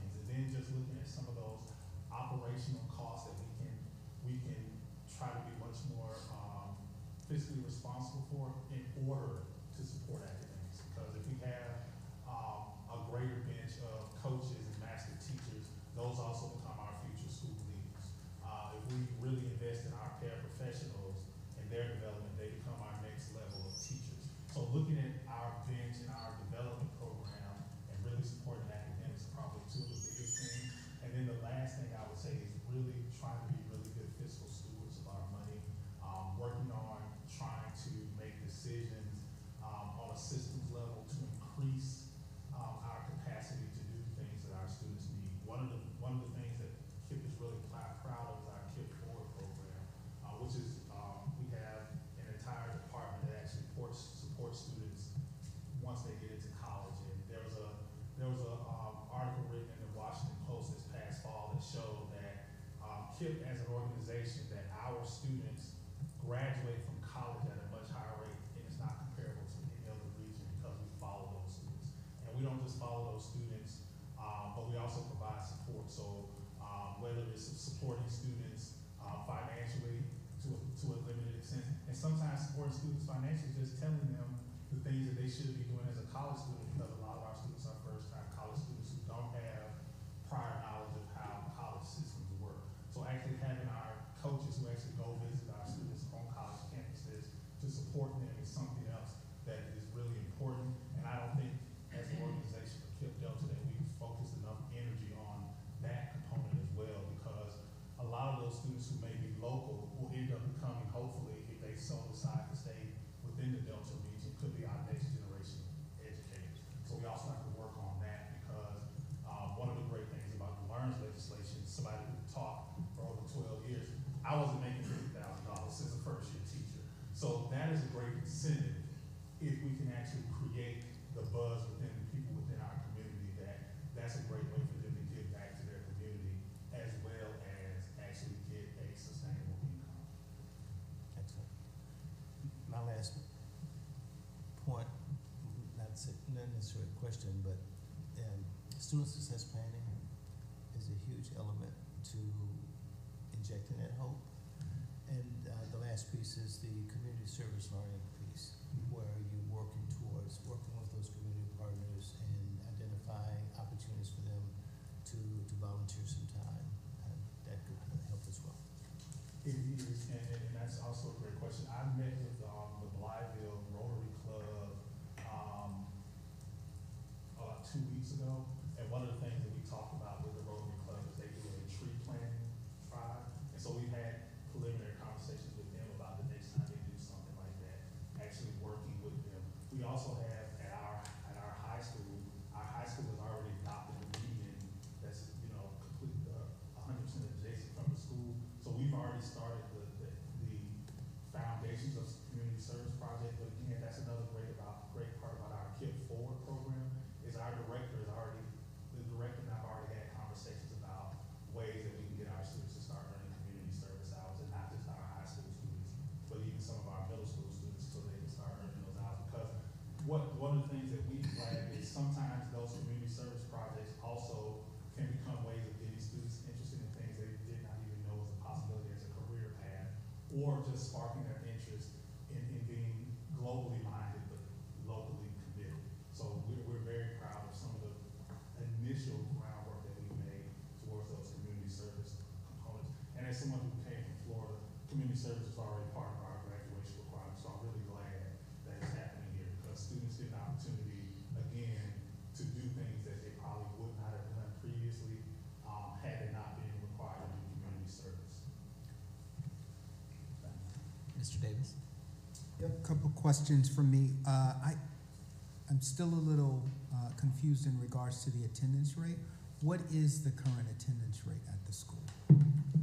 The current attendance rate is 96%. Okay. Yeah, it's Okay, a daily so it is attendance rate of 96%. And what about teachers? As far as teachers, right now, I can't give you the Yeah. actual percentage, but I can tell you with that 96%, a big contribution of that is teachers present and bringing that joy factor that we have in BCPS. Okay.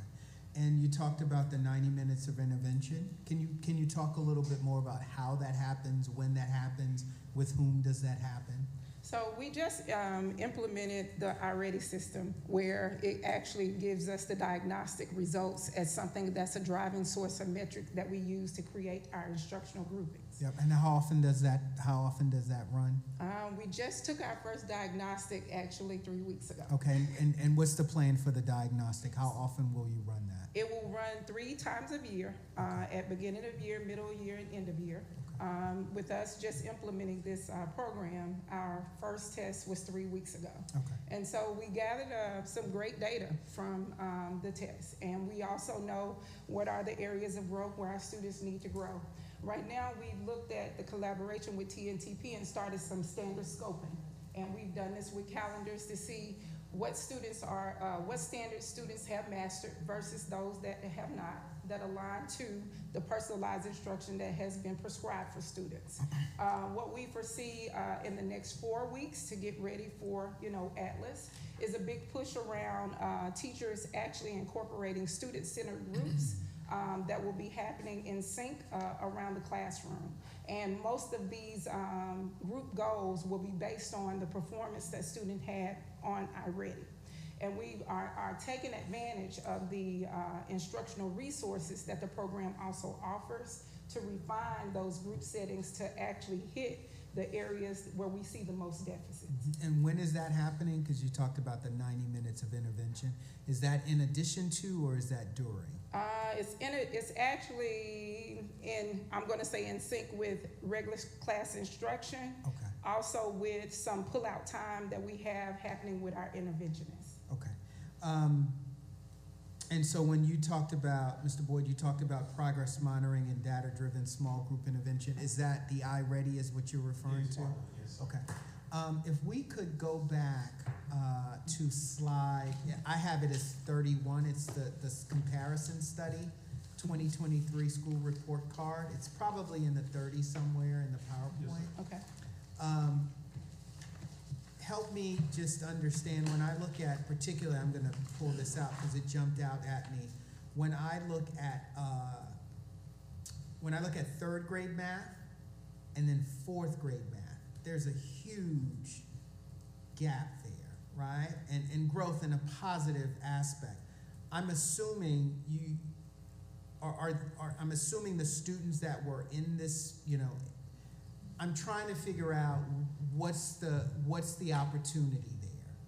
Like, how do we capture that growth or what that means, and how do we hold on to that? And then, of course, when you go from 5th grade to 6th grade, you see a significant dip there. So I'm just trying to get I'm trying to ride the wave. Like, what's the cause of that significant growth in this chart? And I know this is static, right? One moment in time. And then on the other end, kind of the dip. Any idea what that might be a result of? I think the result of is talent. At our K-2 grade levels, we have very strong kindergarten through 2nd grade teachers.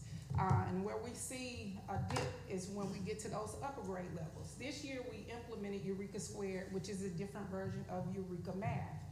I taught Eureka Math. It's pretty hard to teach Eureka Math, especially if you are a person that definitely needs more development with conceptual understanding and how that works with students.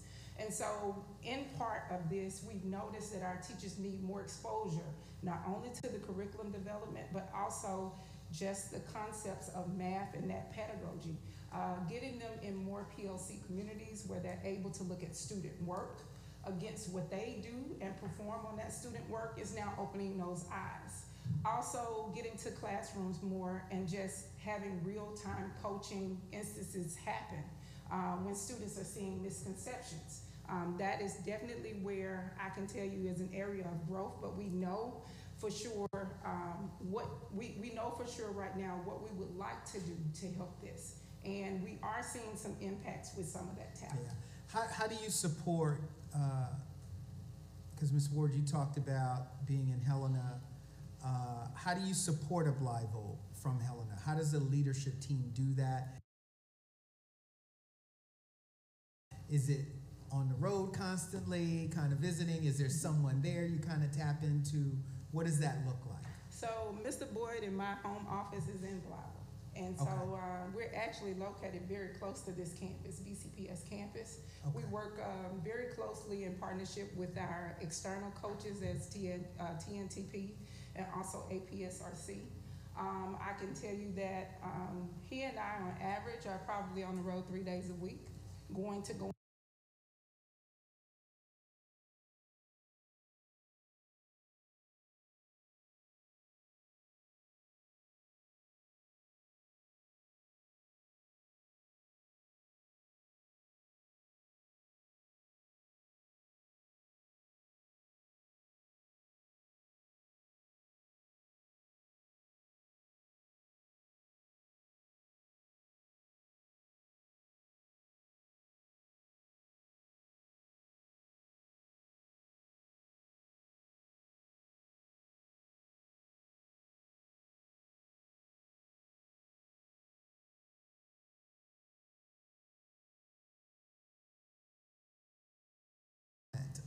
And by all accounts, you all at the Helena location just dealt with some very difficult situations in regards to the water. Yes. And so just thanks for your leadership in ensuring that those students continue to kind of move forward with their education as some of these things that are out of your control continues to happen in some of those communities. So I appreciate that. Thank you. Thank you. Mr. Baldwin? Yes, thank you. So, Mr. Boyd, a question. You're new to Blytheville. Yes, sir. Tell us how long you've been there. I've been there since March 28th, 2023. Okay. Well, thank you for coming. Absolutely. Your history and your educational experience is impressive, Thank you. and I know that they're happy to have you there. I'm happy to be here. And Ms. Ward, you're from Helena, West Helena, Yes, I am. but you also work in Blytheville. I'm trying to follow up on Mr. Davis's question. So you guys are both, your offices are in Blytheville. Yes, sir. Okay, where do you all live? I live in Blytheville. Blytheville. You live in Blytheville? Mhm. Okay. And then, following up also on Mr. Davis's question about the impact of Helena, West Helena, are you all like a branch of them so that you report to someone in Helena, or do you report to someone at KIPP National? How does the reporting structure work? The best bad analogy is it's almost like a franchise. Okay. So we have to follow very specific rules and mandates from the franchise, but as far as the autonomy, prior to the One KIPP initiative, each region's executive director or CEO had the autonomy to do whatever they so chose as far as operations and just about everything. It just worked within that franchise. One of the great things about the KIPP One initiative is now there's going to be an alignment. So there'll be a curricular alignment so that, like I said, my third grade teachers will be able to PLC with a third grade teacher in NoCal who may be using the same curriculum and having phenomenal data to actually see what are some of those best teacher moves to use. Myself, my senior leadership team, we all work within both communities. So we have 3 schools in Helena, which is our traditional elementary, middle, and high school, and in the Blytheville area, we have 2 schools. We have a K through 6 and a 7 through 12. So we support all 5 of those schools. My senior leadership team does, but we also fall under the umbrella of KIPP, which is our franchise type. Okay, that's interesting. I like the franchise description. That helps me.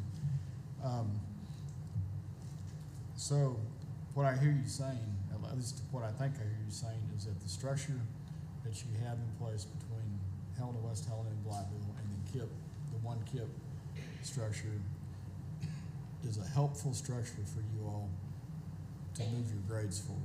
We feel, yes, sir. Okay, that's good.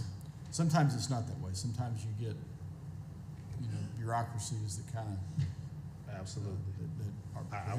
I worked for Hillsborough County, which is the 7th largest school district in the nation. And just as an example, I tell people, I was a middle school principal. I was one of 43 middle school principals. Wow. That is when you have a bureaucracy. Yes, that's right. That's right. Well, I'm glad you guys don't have Yes, that. sir. Ms. Ward, I'm thrilled that you have a math background. I think that's wonderful. That's hard to get math expertise in Little Rock, much less in Blytheville. So I think that's wonderful. I'm familiar with Blytheville, and I'm familiar with Helena, West Helena, very familiar. And I think you all have a real opportunity. I like the fact that you have reached out to Nucor. Yes, sir. That's a huge opportunity. And then also you have another steel plant or two down in Osceola, which is not too far away. Yes, sir. And so uniquely for you all in the Delta, there are jobs for your graduates. And in a lot of places in the Delta, that's not true. Correct. I had lunch with the president of Nucor years ago, well before you guys were in Blytheville. But he told me, and this goes back to the math issue, that he could not hire any graduates of Blytheville High School because when they came into Nucor, they couldn't pass the math test that they give everybody. And so you all can change the dynamic of that and with the partnership with him and then down in Osceola too, you could really make a difference. And your grades will reflect that. The one thing I guess I'm a little nervous about is you all are going from an F to a D to a C in 3 years. That's the plan. Is that? Yes, sir. That's right. That's a pretty aggressive plan. It's what our community deserves.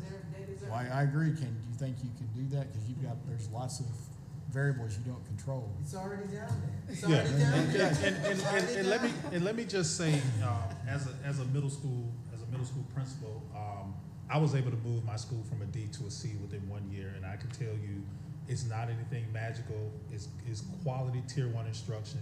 It's holding everybody on campus accountable, from the custodian all the way to the school leader, and most importantly, is really engaging in the community and ensuring the community understands that.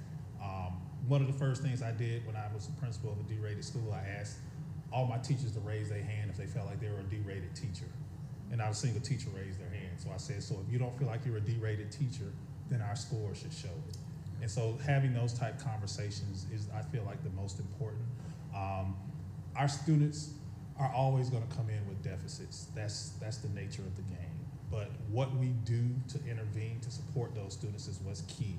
So when Ms. Ward brought in us using iReady and ensuring that school leaders were really looking at data, which are some of the things that research has shown improve outcomes for schools. They're the two most important levers of increasing school proficiency are the quality of the teachers and what they believe about students, and second, the quality of the school leader and what they believe about students.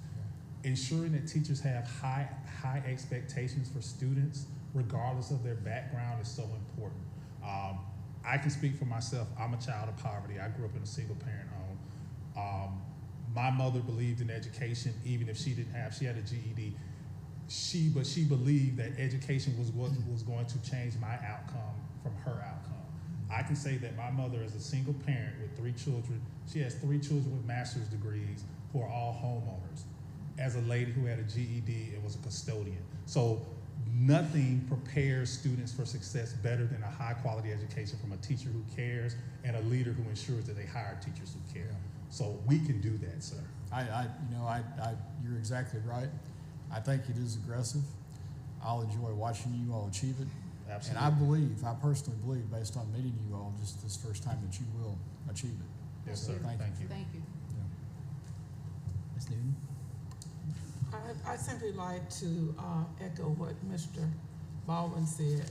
One thing that I know for a fact, because I've seen it, is that rural poverty America are some of the people with the least expectations, but are equipped with resilience and history and pride enough to accomplish Yes, ma'am. what they need to accomplish.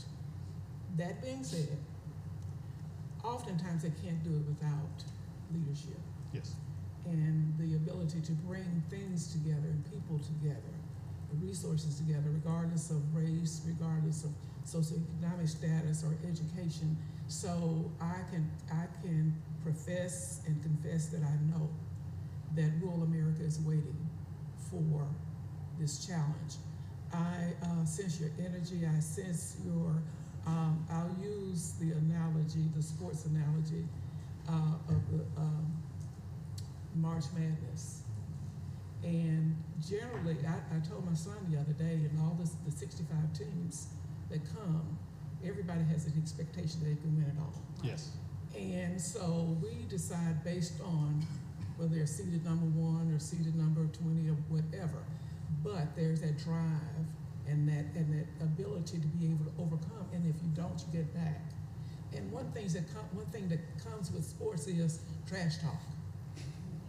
And I don't mean to diminish your presentation today, but you guys are talking trash.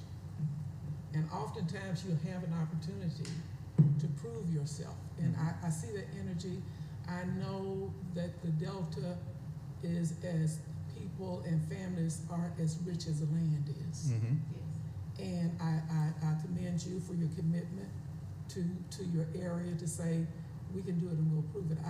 I don't know what progress you'll make. I'm sure that you will make progress. And I hope that somehow that could be recognized, because oftentimes people just dismiss us. I've worked in social services area most of my life. I know how important it is for preparation. I commend you on your new core, and not just that, but the plan you have to equip the students before they get there. We've done job development in rural areas, and young people say, I have to go every day. I have to be on time. I got there or whatever, or knowing how to resolve conflicts, and just understanding the system of showing up every day, and that speaks to your attendance too.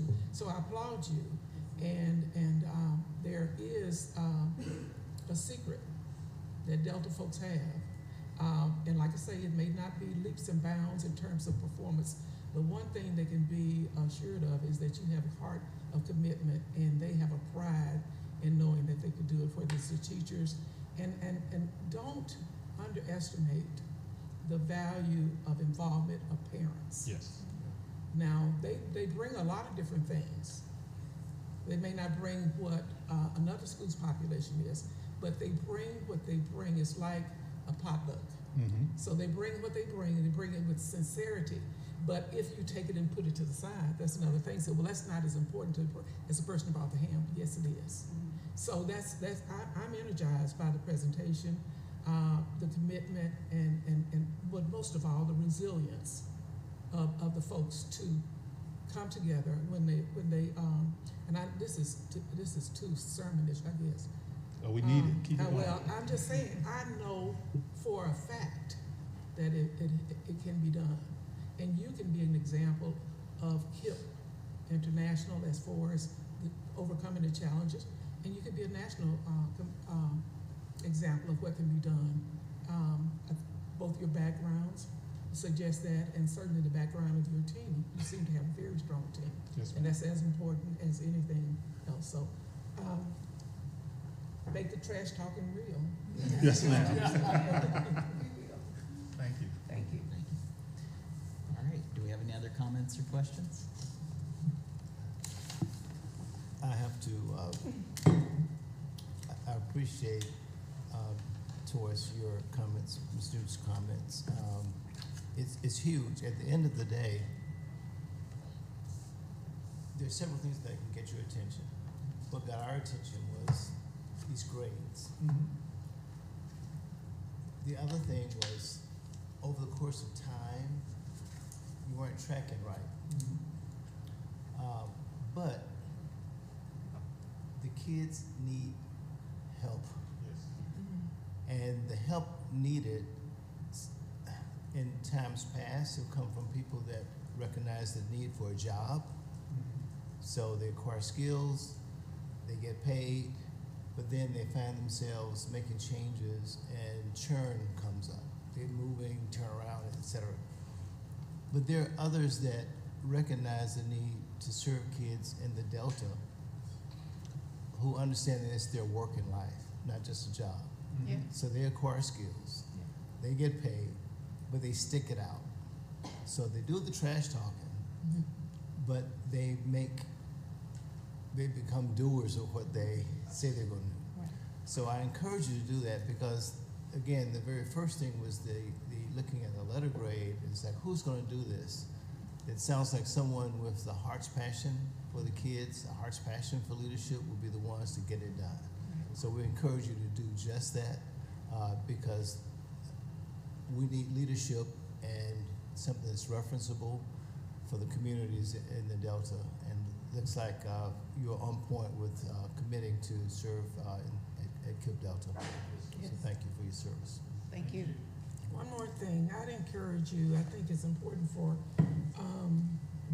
children that live in small areas and isolated in many ways to use people. You mentioned Rotary, and I know when I was in Rotary, one of the things that we did was go out and read to children and in schools, and I think they need to see the complete community. Yes, ma'am. And oftentimes that the Rotary is made up of people that they don't generally see.